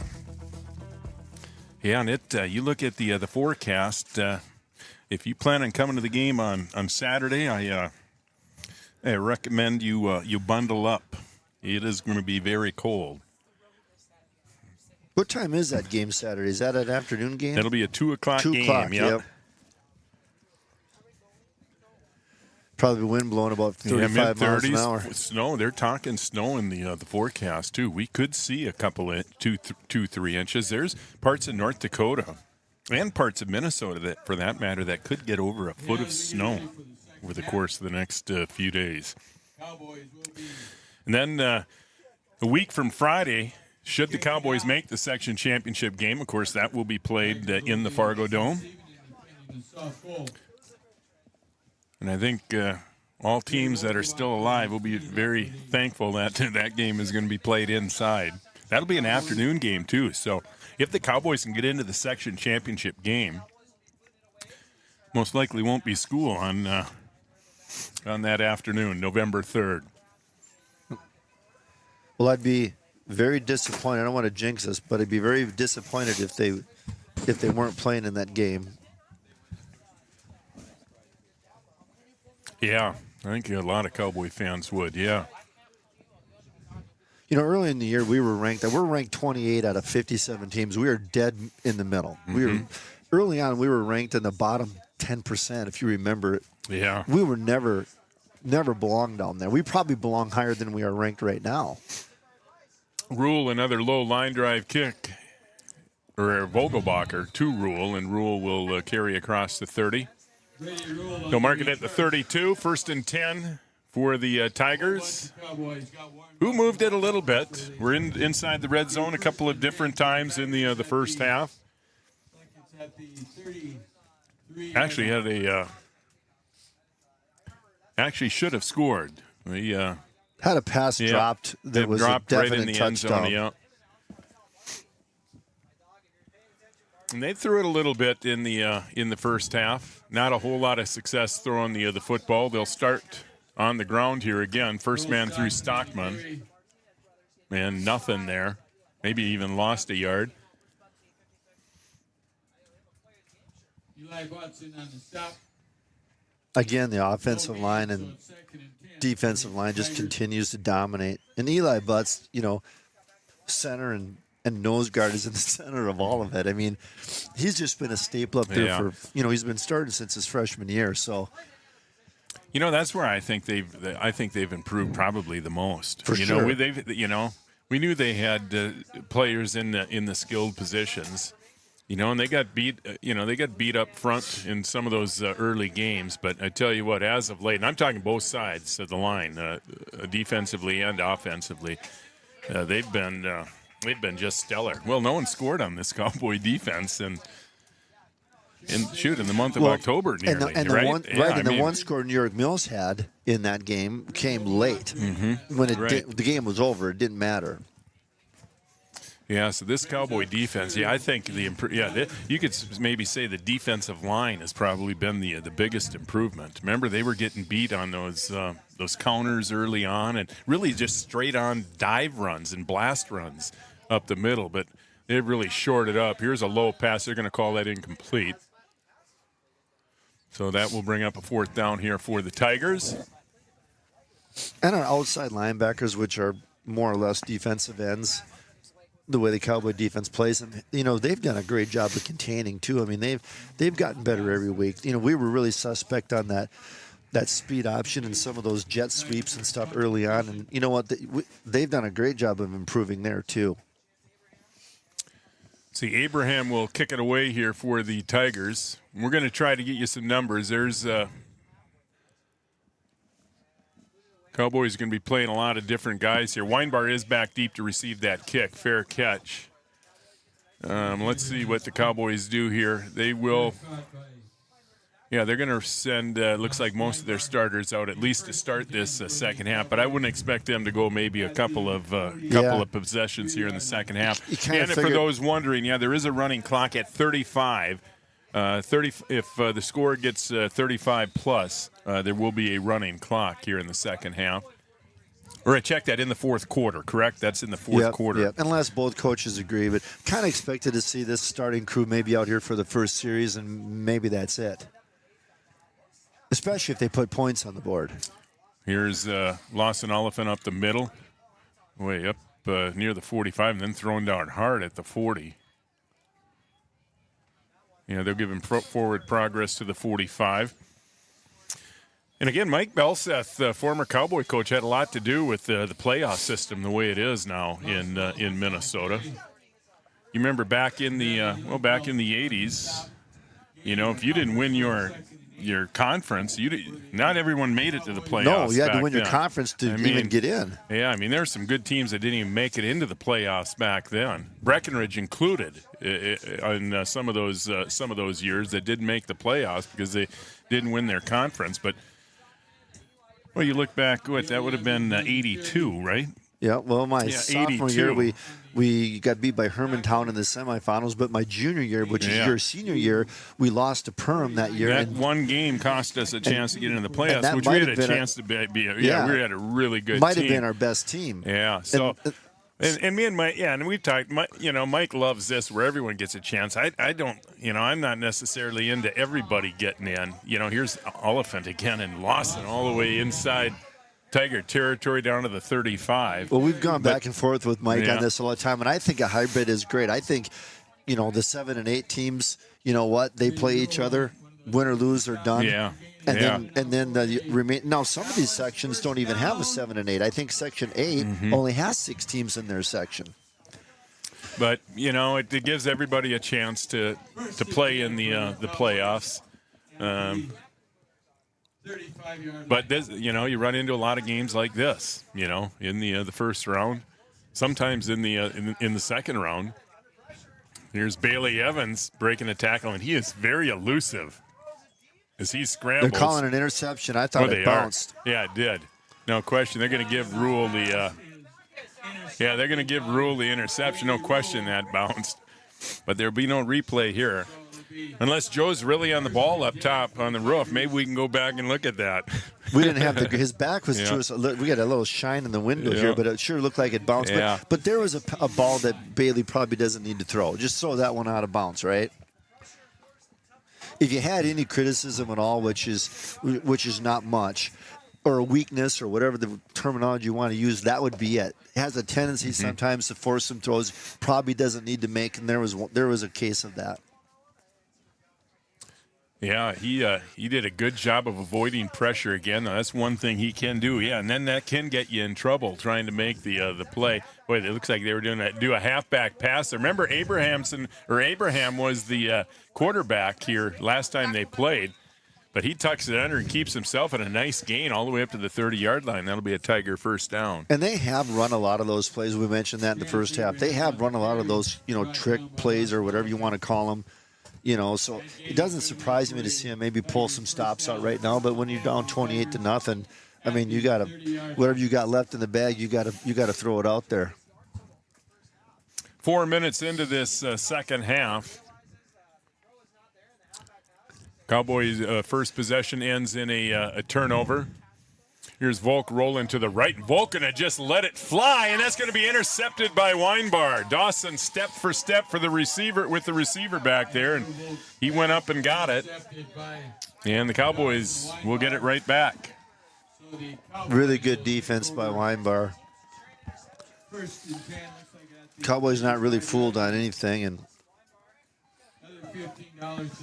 seeing Dawson going to come out of the game now. Yeah, we'll start to see some of the reserves here for the Cowboys, I'm sure. See, that's Gabe Armitage. He's into the game now. In the backfield with Oliphant. Erlinson's still in the game. And they are going to give to Armitage, and Gabe will carry it up near the 40-yard line. And Paul, we mentioned he was standing on the sideline. He was in, too, defensively on that last defensive series. Paul Armitage banged up a little bit in the first half, but good to see him back up and into the game.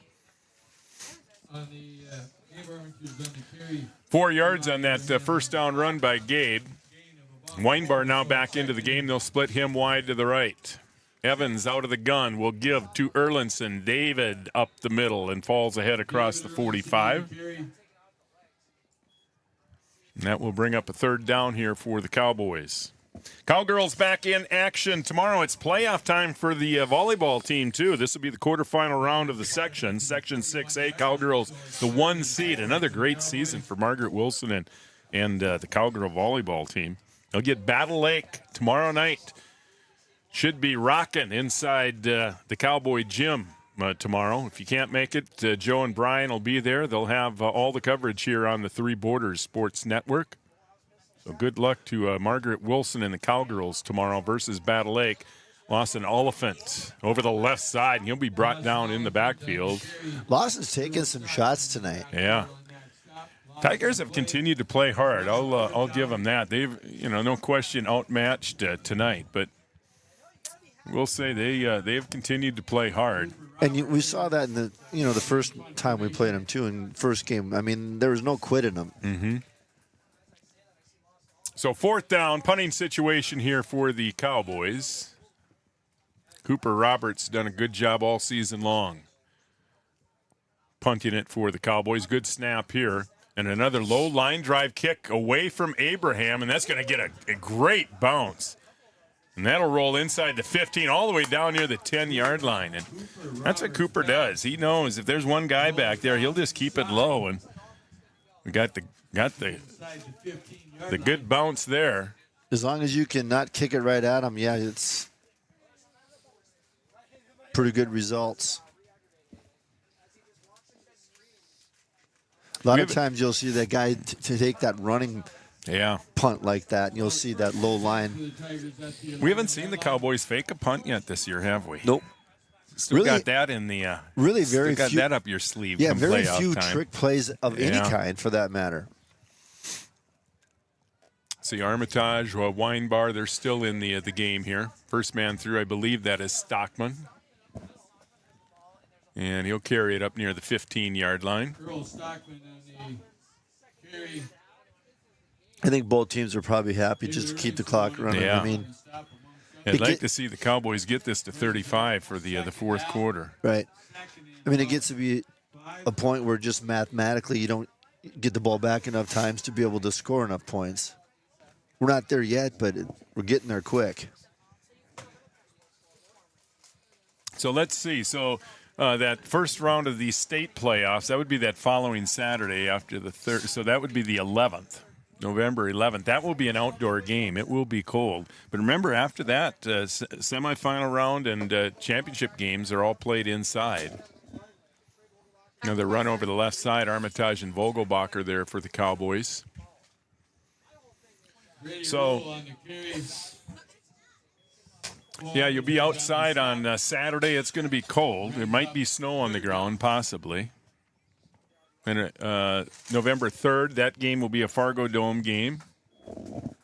And then November 11th would be the first round of the state playoffs. And that will be played at we don't know where that game would be played I'm not either. Sure that'll be that at that'll be a neutral site. And again, shame on us for looking that far ahead. I know. I was just sitting here thinking, I'm sure right now West Central, the New York Mills, going, what the heck? Here's Volk rolling right. Volk fires into the right flats. Has got his man. That's Rule. Breaks through a tackle. Rule across the 25 to about the 27. And Tiger first down.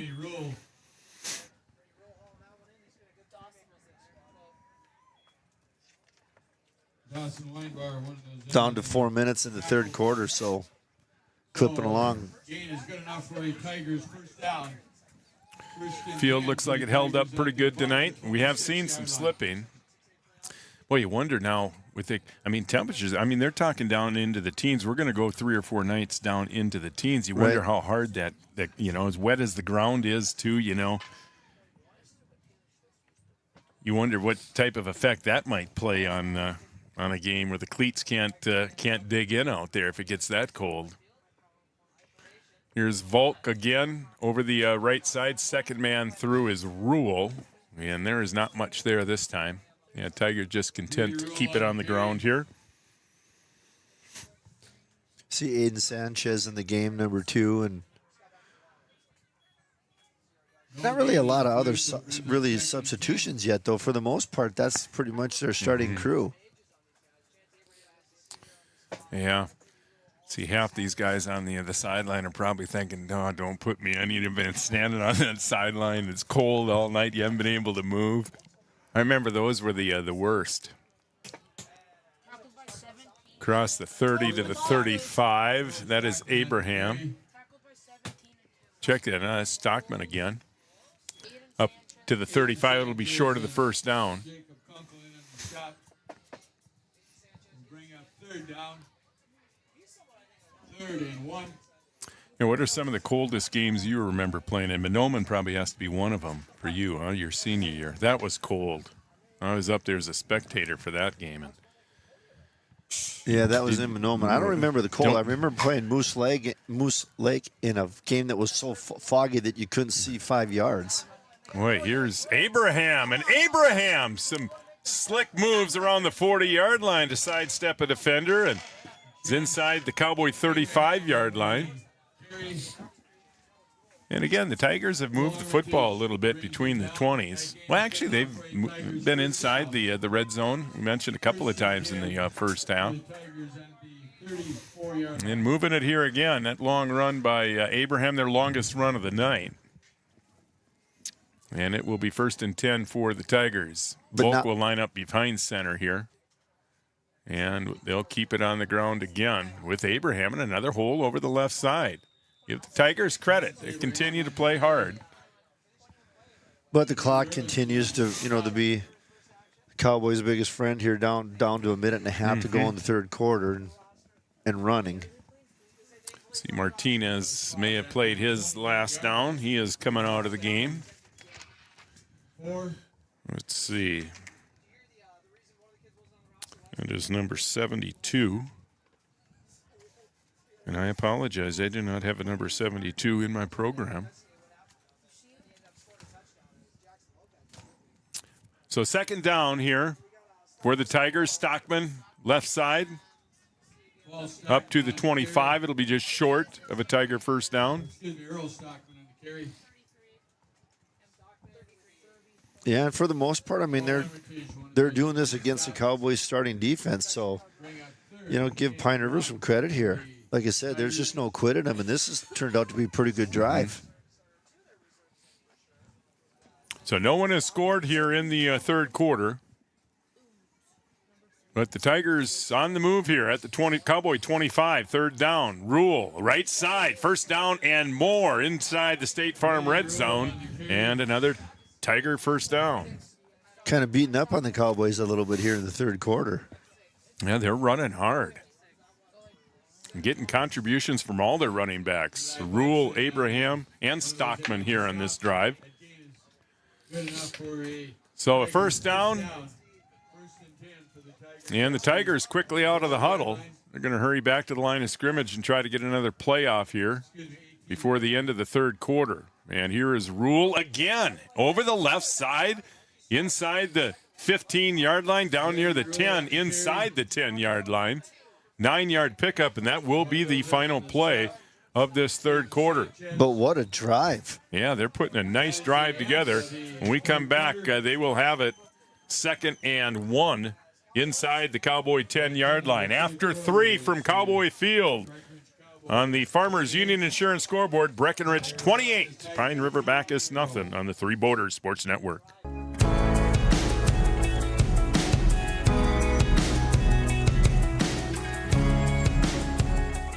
Superior Builders in Breckenridge specializes in post-frame buildings with 25 years worth of knowledge and experience in the post-frame industry. Licensed and insured, Superior Builders offers pre-engineered commercial buildings, farm shops, hobby buildings, and storage buildings. Superior Builders also offers a 40-year paint warranty and lifetime column warranty. Superior Builders in Breckenridge, building your dream to last. 701-238-7740. Farmers, be ready this planting season by contacting Yield Advantage for all your seed and planting equipment needs. They carry high-quality products from Precision Planting, Intelligent Ag, Copperhead Ag, Outback Wraps, Ware Parts LLC, Midwest Seed Genetics, and more. Yield Advantage can help your planter from basic service parts to liquid fertilizer setups. All of the latest technology and often significantly less than buying a new planter. Be ready to hit the field by contacting Yield Advantage 218-517-7878 or online at yield-advantage.com.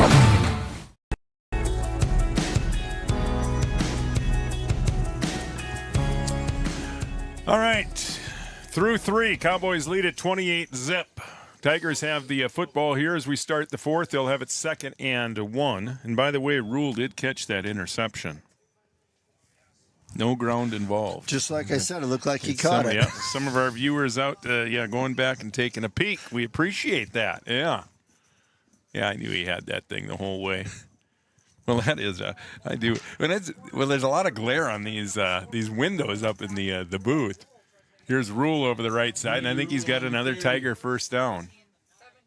Wait, Cowboys would love to, the Cowboys up 28-0, but they would they want to keep them out of the end zone here. Yeah. Absolutely. So Cowboys taking a lot of pride in that. It is a first down. This will be a 1st and goal here. They'll mark it at the 7. And the Cowboys, most of their starters still in the game here on the defensive side anyway. Volk will give to Rule over the left side. Rule working his way down near the end zone. Let's see, they'll give him about the 2-yard line. And that will bring up 2nd down, and the Tigers right back to the line of scrimmage. So they had a couple plays called in the huddle. Most likely this will be the same thing. Rule's seems to be the workhorse on this drive. Volk will work under center again. He'll just keep it himself. The sneak. No call yet. Let's see. Yeah, no call yet. But he's got to be inches. Yeah, and he is short. But I love what they're doing. I love the no huddle. I love the competitiveness of Pine. I mean, you got to give them credit. I mean, they're competing. So Volk again behind center, and again he will keep it over the left side, and this time he is in. So there's the call. The Cowboys scoreless streak has ended, yeah. That goes back, 3 weeks ago was the last time someone scored on the Cowboys. Yeah, New York Mill scored late. kind of at the end of the game when it didn't matter, and that was the last score against the Cowboy defense until just now. But that was an impressive drive. Yeah, it was. Yeah, and we mentioned, they got contributions from just about everyone in the backfield, Stockman and Rule and Abraham. And against pretty much the Cowboys starting defense, too. It's not like we had, some subs in there. That was pretty much our starting crew. So I don't know if they made some adjustments at halftime or just Cowboys have a little bit of a letdown just due to the score, but whatever. Tigers go for 2 here. Volk will pitch to Abraham, and he will throw. And it's incomplete, defended back there by Bailey Evans. So it falls incomplete, 2-point conversion fails, but Pine River is on the board. 10:48 to play from Cowboy Field on the Farmers Union Insurance scoreboard. Breckenridge leads at 28-6 on the Three Borders Sports Network. Your first car. It might not have been perfect, but that didn't matter. You loved it because you worked hard for it. You took care of it, and it took care of you, your friends, and maybe that someone special. And through it all, we were there working with you, for you, to make sure it was a smooth ride. Then and down the road. Farmers Union Insurance. More choices, great rates, local agents.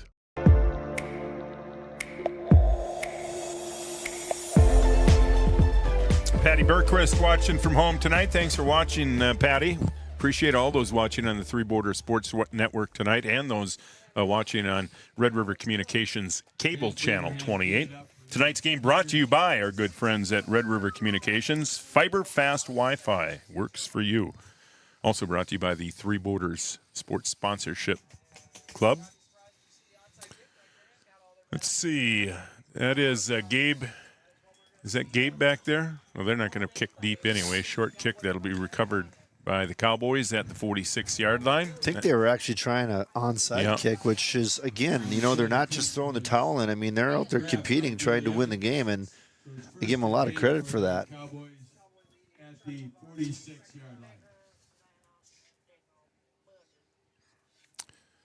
Let's see. Kunkel is still in the game. Evans is still in the game. Well, the one thing that score does, and just the way it transpires, it probably gives the Cowboy coaching staff, maybe a couple extra series with this group, with their starting group. Cowboys go back to the ground game. That is Gabe Armitage, and Gabe into Tiger territory across midfield to about the 48-yard line. Oh, check that. Lawson Oliphant on the carry. Lawson's gotten some work here tonight. He's got a lot of work tonight. He's going to be sore tomorrow. Yeah, he's got a lot of carries in, and he's actually had a lot of big hits. He gets 7 yards on that play. So 2nd and 3. Erlinson's still in the game. He'll line up in the slot on the left side. Bailey Evans working out of the gun. Erlinson in motion. They'll give to Kunkel on the counter, and a huge hole for Jacob. And Jacob will carry it inside the 30-yard line, finally dragged down at about the 24. Jacob Kunkel, he's had some opportunities tonight where he's been open, but passes have been just overthrown. They give him a huge hole. Shoot, you and I could have run through that one. Huge. That was well executed. I like the call, too. Great call, great execution. Well, you probably could have run through that hole. Yeah, I think so. Even today. And I can't run. So, the Cowboy offensive line continue. But again, on both sides of the line. Cowboys just controlled the line of scrimmage tonight. Here's Armitage, and Gabe will be pulled down hard inside the 15-yard line. So the Cowboys again into the State Farm red zone. Trying to answer. Tigers put together their best drive of the night. Yeah, Cowboys taking a little pride here. They'd like to get it back. They've been outscored here in the second half by Pine River. Cowboys haven't scored here in the second half. Weinbar will check back into the game now. Under 9 minutes to go. Clock just continues to run, and it's going to get to the point here, especially with another score. I mean, probably already is, but another score will pretty much do it. See Erlinson and Armitage in the backfield. It's Armitage. He's going to bounce it outside, trying to get to the corner. Boy, not quite able to get there, and that's Lawson Oliphant again. Yeah, looks like we got a flag down. I don't know. I didn't see. They call holding. Yeah, it is going to go against the Cowboys, so that would have been close to a first down there. It's only the third penalty against the Cowboys that I can remember. We had a holding and a procedure, I think, in the first half. I think that's the only call in the second half. Yeah, Cowboys have been pretty disciplined this year. That's one thing. They've been pretty disciplined regarding penalties this year. Huge improvement. Yeah. So that penalty backs the Cowboys up to about the 24-yard line. So second and long here. Bailey Evans out of the gun. Second man through again. That is Lawson Oliphant. Lawson inside the 15, all the way down inside the 10-yard line and close to a Cowboy first down. And the Cowboys are going to, they're going to hustle right back to the line of scrimmage. They did give him the first down. So it's first and goal here for the Cowboys. And the Cowboys right back to the line of scrimmage, and it's the same play. Lawson Oliphant over the right side, and Lawson dancing through the defense inside the 5-yard line.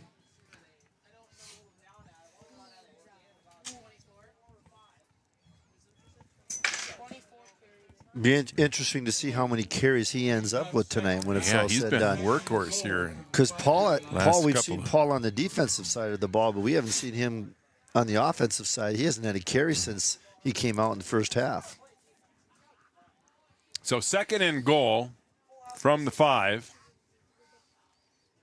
Bailey Evans this time will give to Erlinson and David. Some tough running inside there. He'll give him a couple of yards up to about the 3-yard line. So it'll be third and goal here for the Cowboys. Earl Stockman on the hit brings up third and goal from the 4.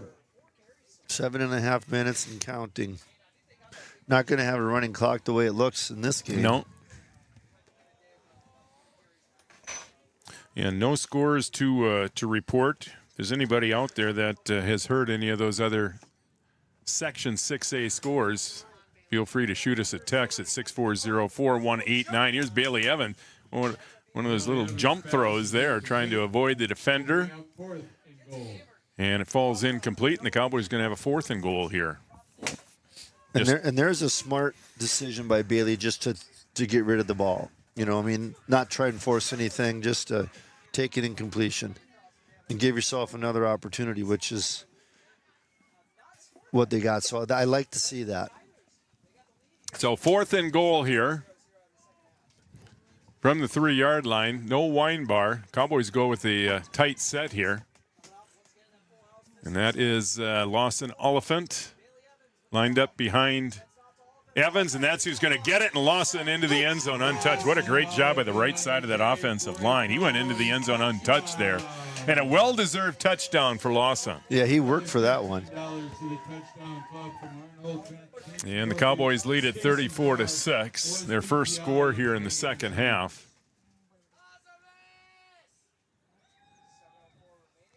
Bailey Evans will try to make it 5 for 5 in point afters tonight. And again, don't underplay that.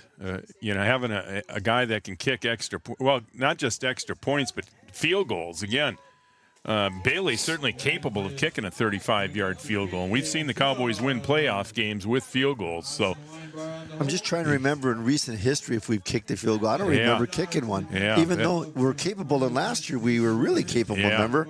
Yeah. With the foreign exchange student. But you go back into the 80s. There were a number of times the Cowboys. My senior year, it put us in the championship game we kicked field goals against Kimball and Noman.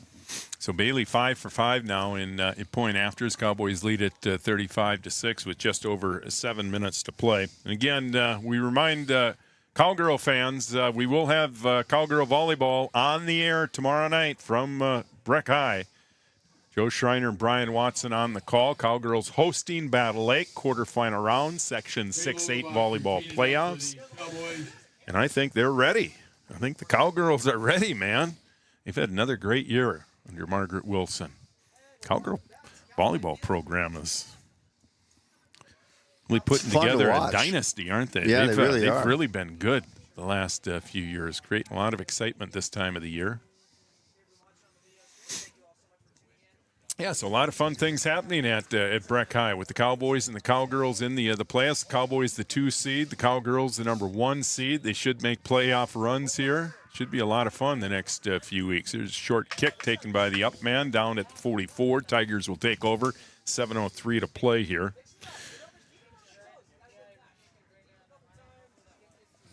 The Tigers cover that. Be nice to get an update on that West Central Mills game. Mm-hmm. 4-yard line for the Tigers, 1st and 10. All right, Tiger football from the 44-yard line. Volk still in the game, working with a full house behind him. And he is going to throw here. Standing in the pocket, looking over the middle of the field, and he's got a guy wide open inside the 20, finally brought down at the 15-yard line. And that's one thing that shouldn't happen this time of the game is a receiver gets behind you. I don't know what happened there. I don't know if it looked a little bit like he came off from the sideline. Aiden Sanchez had a man-for-man coming down the sideline and let him go. I don't know if he was turning him over to a safety or if what happened there, but obviously a breakdown. The Tigers all the way down to the 14-yard line. Here's Rule trying to get to the edge. You're not going to get there. Maybe a yard on the play. Brody Rule on the carry.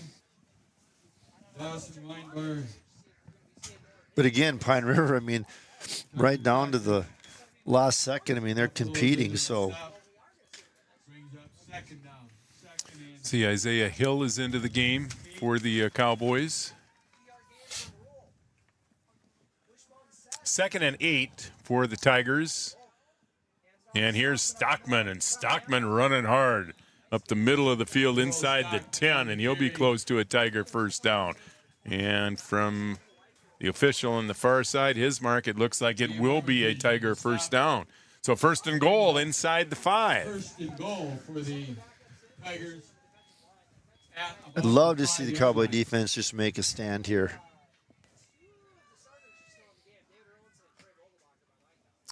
Yeah, they'd love to keep him out of the end zone here. I mean, you want to finish strong. I mean, the game for all practical purposes is over, but you know what? It does matter. I mean, you still need to compete.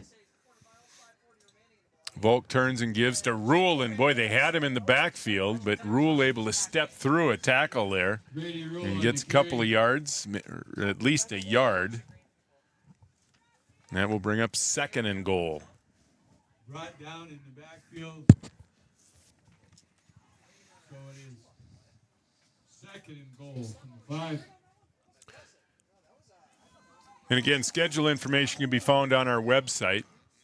We'll have the Cowboys' opponent listed on our website, game time, all that information can be found at threebordersportsnetwork.com, including sponsorship information. Still room for a few sponsors here in the playoffs. If you'd like to get involved, just visit our website, threebordersportsnetwork.com. Another Tiger touchdown, 4-yard run. And the Tigers have scored after not scoring at all in the well, and they've made it look easy too. That's the crazy thing. I mean, it's, you know, put together a really good drive on their first score. Of course, Cowboys had a little bit of a breakdown defensively there on that long pass, but again, both of these last 2 drives for Pine River, I mean, they made it look easy, which you don't like to see that. I mean, you want to finish strong.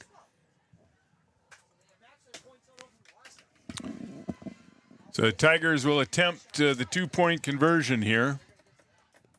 That score coming with 4:52 to play. Volk will throw. And looking into the corner of the end zone, left side, and that is complete. I think that is Rule over in the far corner, so the 2-point conversion is good. 4:52 to play. Your new score on the Farmers Union Insurance scoreboard, Breckenridge 35, Pine River Backus 14 on the Three Borders Sports Network. Insurance team ready to serve you. American Family Insurance, Miller & Associates. providing home, auto, life, farm, and business insurance. As residents of your community, they understand how important it is to be there for you, their trusted friends and neighbors. Together, they're building strong partnerships that help everyone succeed. American Family Insurance, Miller & Associates, a proud supporter of high school athletics. And we hope to see you at American Family Insurance, Miller Associates. All right, 35-14 Cowboys. Quarterfinal round of the Section 6A playoffs. Cowboys will be hosting again on Saturday, winner of the West Central New York Mills game. Yeah, if there's anybody out there that knows that score, shoot me a text, 640-4189. That's Krejci back deep for the Cowboys along with Hoffert, but they'll kick short again here, and the Cowboys will recover and will take over 1st and 10 at the 42. Cowboys can pick up first down or two. They should be able to run the clock out. I got to give a lot of credit to Pine River the second half. I mean, they did not quit. I mean, they're still playing the game, and a little disappointed in the Cowboy defense that they've kind of slacked off a little bit or whatever happened. But you'd like to see them finish strong. We've actually been outplayed the second half.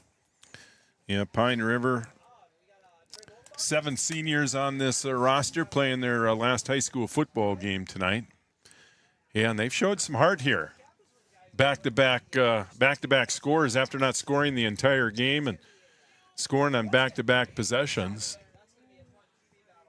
1st and 10, Cowboys from the 42, and Riley Kappas is in at quarterback. Or is that Trey? That's Trey, I believe. Yeah, it is. You're right. It is Trey Vogelbacher, and he has a problem with the snap, and the Cowboys fortunate to get it back. I think it was an okay. I think the snap was okay. It's hard to see. These windows got kind of a glare on them, but I think he just dropped it, didn't he? Yeah, it looked like it. So a loss of 4 yards on the play. Clock continues to tick. See, Weinbar still in the game. Cowboys, I'm sure, will not be throwing anymore tonight. Vogelbacher working out of the gun here, and he'll turn and give to the second man through, and there he goes. That is Lawson Oliphant. Lawson inside the 40. Lawson all the way inside the 30-yard line. Lawson's got to be close to 100 yards here in the second half. Yeah, I was going to say that had to put him over 100 there. Yeah, he has been the workhorse here in the second half.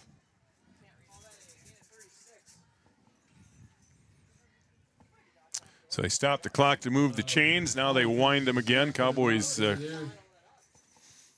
one more first down will be able to just run the clock out here. Start looking ahead to Saturday. Any preference on who you want? Cowboys, of course, have seen New York Mills beat them handily.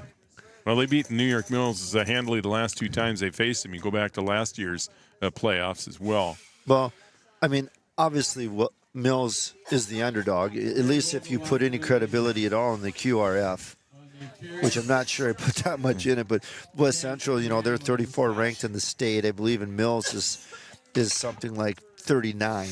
But we know Mills. Yeah. We know what we're going to get with them, right? West Central runs that triple option threat kind of same thing that Pillager and Pelican ran, which we struggled against with those 2 teams defensively.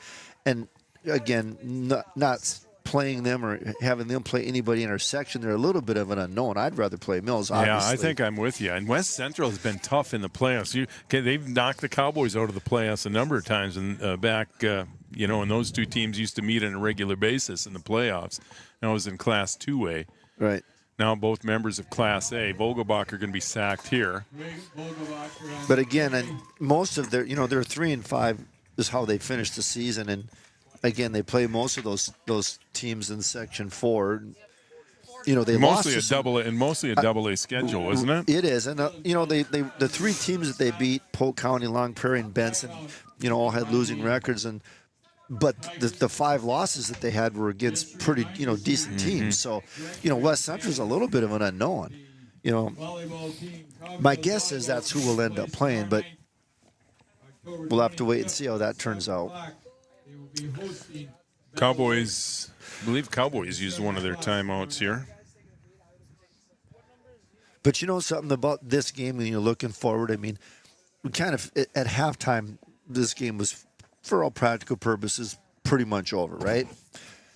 I don't like the way we played the second half, though. I don't like the way we finished it. I mean, we actually got outplayed the second half here, at least on the scoreboard. So, you know, that we can't have going into next week, right? We got to be, from now on, this game forward, we got to be at our best all the time. I don't like the way we kind of slacked off a little bit. See what the Cowboys do here, electing to call a timeout at this juncture. We'll see if they drew something up maybe they want to use here late in the game. You know, Vogelbacher will just keep here up to about the 23, and that'll bring up a 4th down play. And now the Cowboys, they're going to kick it. I don't know what now they're going to call another timeout. They got injury timeout, maybe. Yeah, this would be the worst time to see. Remember last year remember in that game against Pelican Rapids, they lost. Pelican Rapids was in this situation. They had a game in hand. Remember, we were just talking about it, too. When do you take them out? You really want to stay away from injuries, and boom. It happened to their best player, not just their best player, but their best basketball player, which put him out for the entire season. And I'm not sure he wasn't their starting quarterback. No, he wasn't even back this year. It was really 2 seasons. Right. So yeah, that's just one thing you really want to stay away from. Another State Farm shout out here, Joanna Etzler watching the Three Border Sports Network. I'm waving at you, Joanna. She's also watching out her window. Living just east of Cowboy Field here. So, Joanna, thanks for watching. We appreciate that. All right, 4th down. And, I don't know if there's something the Cowboys might want to use here or calling the timeout. We'll see what they do here on 4th down. Riley Kappas is in the game, and Riley's going to try to get to the edge, and they're not going to let him get there. Good pursuit there by the Tiger defense, and they're going to take over on downs. Remember, we saw Riley come into a game a few weeks ago and run for a touchdown. They gave him a shot there. But the Tiger defense holds, and they'll take over on downs here with 2:16 to play. Yep, I'm sure there's no quitting them, though. I'm sure they're looking to go down and put some more points on the board. Not that it's going to matter in the win-loss column, but like you said, 7 seniors, this is probably for a lot of them, the last offensive series I'll ever play in their life. Yeah, give Pine River a lot of credit. This game was pretty much decided at half, and on a chilly October night, they came out here and played hard, and they continue to play hard. Here's a long run across the 35, across the 40-yard line, all the way up to the 45-yard line. I think that is Rule again. Rule, he's probably over 100 yards alone here in the second half. He's got most of the work here for the Tigers in the second half. And the Cowboys do have a few substitutions in there.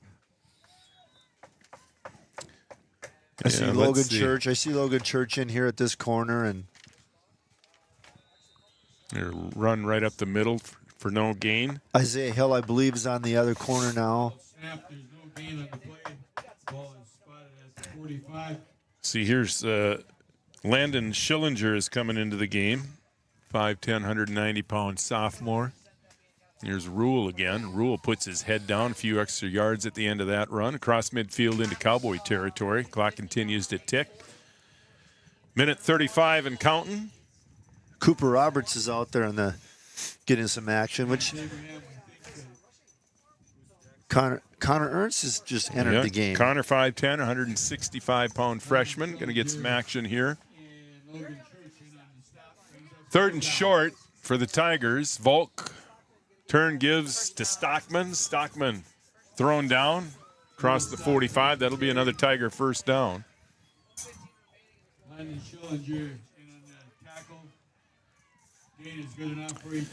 Yeah, so everything went as planned tonight. Cowboys got to be pretty happy. Another shout out, Scott Wendorf. Wendy, thanks for watching. Appreciate that. He just gave us an update. So New York Mills is up 27-20 with 10:26 left in the game. No kidding. Thanks, Wendy. We appreciate that. Yeah, 27-20, Mills up early in the fourth quarter in that one. And that was about 7-8 minutes ago. Mm-hmm.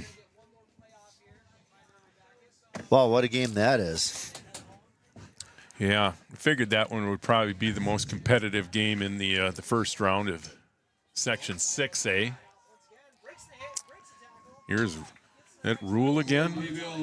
Mill on the carry there across the 35. Another Tiger first down. They're running out of time here, though. Now they do have another timeout. They're going to use their timeout. We'll just keep her here. 20 seconds left. So if that score holds, let's see, West Central, where's their football field? Is that Barrett? Yep. Barrett? That game being played in Barrett tonight. Kind of down in the hole there. Yeah. Nice complex, though, isn't it? Yeah. Yep. So that will be an interesting one to keep an eye on. Winner of that game will be here in Breckenridge for a 2 o'clock kickoff on Saturday. 1st and 10, Tigers. First man through, Stockman. Falls ahead for a couple of yards, and that's maybe the final play of the game. Yeah, it doesn't look like they're going to attempt to run another one, so that will do it. The Cowboys are advancing into the semifinal round. Pine River Backus, their season will end with a 2-7 record. Cowboys improved. They're above 500 for the first time all year. Cowboys 5-4 now on the season, advancing into the semifinal round. They will host the winner of the New York Mills West Central area game. Again, Mills leads that game with 10 minutes to play, 27-20. Cowboys get the winner Saturday afternoon at 2 o'clock. Your final on the Farmers Union Insurance scoreboard, Breckenridge 35, Pine River Backus 14. We'll be back with the postgame report for you in just a couple minutes here on the Three Borders Sports Network.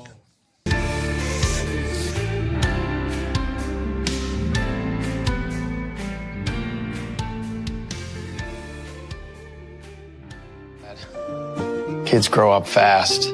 Hey, girls. Oh, love it. Dad, what are you doing? I'm TikToking. Is he serious? Don't even want me around anymore. You know when I first started noticing it? When I stopped getting hugs. Hugs mean a lot to a dad.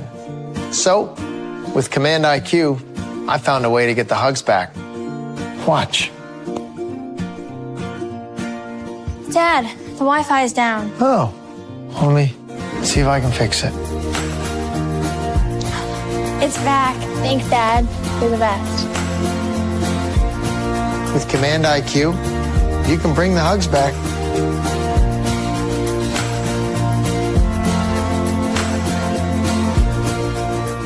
No matter the time of year, there's never a bad time to get your ride sparkling at All Seasons Car Wash.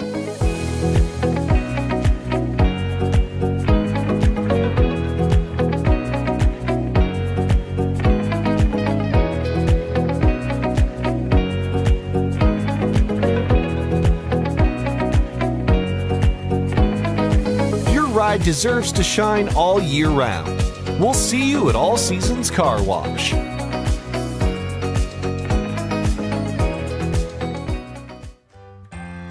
Bold Print in Wahpeton is your local provider for all of your printing and promotional needs, including custom decals, which is a great way to promote your business.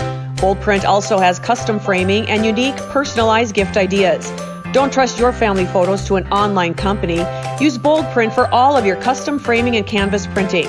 Give them a call today, 701-642-2188, or check them out online, useboldprint.com. First car. It might not have been perfect, but that didn't matter. You loved it because you worked hard for it. You took care of it, and it took care of you, your friends, and maybe that someone special. And through it all, we were there working with you, for you, to make sure it was a smooth ride. Then and down the road. Farmers Union Insurance. More choices, great rates, local agents. Every business begins.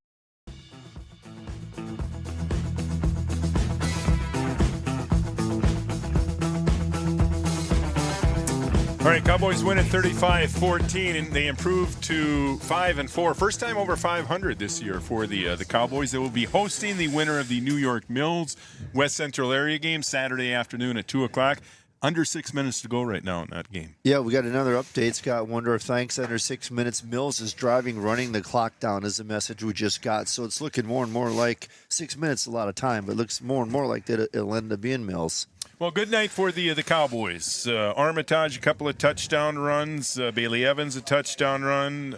Let's see, Weinbar, a touchdown catch. Lawson Oliphant, a touchdown run for the Cowboys. Their defense was solid again until late. A couple of late touchdowns for Pine River. But all in all, got to feel pretty good about this Cowboy win. You do, and for the first time really all year, I mean, we've struggled. We haven't had great starts, even against these teams with the first time we played them against Mills, and we've struggled early in the game.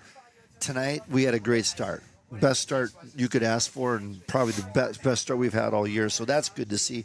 And you know what? I think we had a lot better balance, too. I mean, between running the ball and throwing the ball, I mean, that's tough to defend, with a high school defense. I mean, if you can, if you have all options, it's tough to put people in the box or whatever, and Cowboys are able to exploit whatever the defense is giving them. That's great to see. Our O-line, our D-line, I think, dominated the line of scrimmage on both sides of the ball. That's good to see. So a lot of things working in their favor. And you know what? Like you've mentioned a couple times, I mean, I think we only had 3 penalties tonight.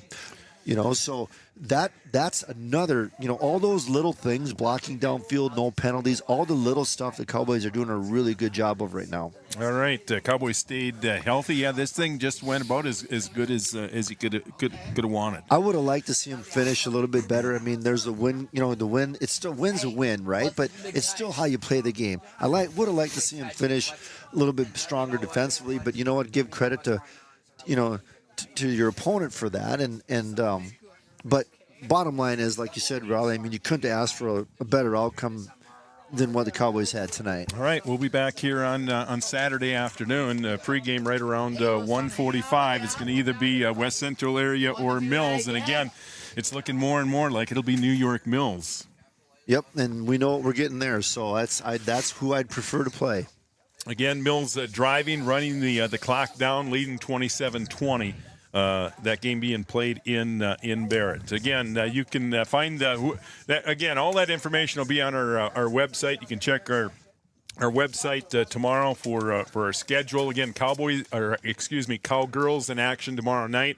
They are hosting Battle Lake, quarterfinal round of the Section A volleyball playoffs tomorrow. So best of luck to Margaret Wilson and the Cowgirls. Joe and Brian will be over at Breck High for that game tomorrow, so you can catch it here on the Three Borders Sports Network. And again, Kevin and I will be back here on Saturday afternoon for more football action. Again, if you plan on coming to the game, get your winter coat out and your boots. It's going to be cold. They're talking mid-30s for a high, and it's possible there could be snow on the ground on Saturday.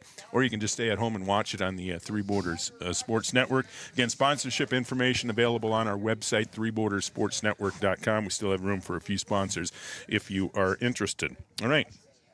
That is going to do it, right? Anything else to add here? No, I think we're good. All right, Cowboys win at 35-14 Saturday afternoon, 2 bells here at Cowboy Field, either West Central area or New York Mills. For the whole team here at the Three Borders Sports Network, Kevin Heidemann, Brian Watson, Joe Schreiner, Camden Kelson, Carter Cava, the whole works. I'm Raleigh Lipp for the Three Borders Sports Network. Thanks for watching. Have a great evening, everybody.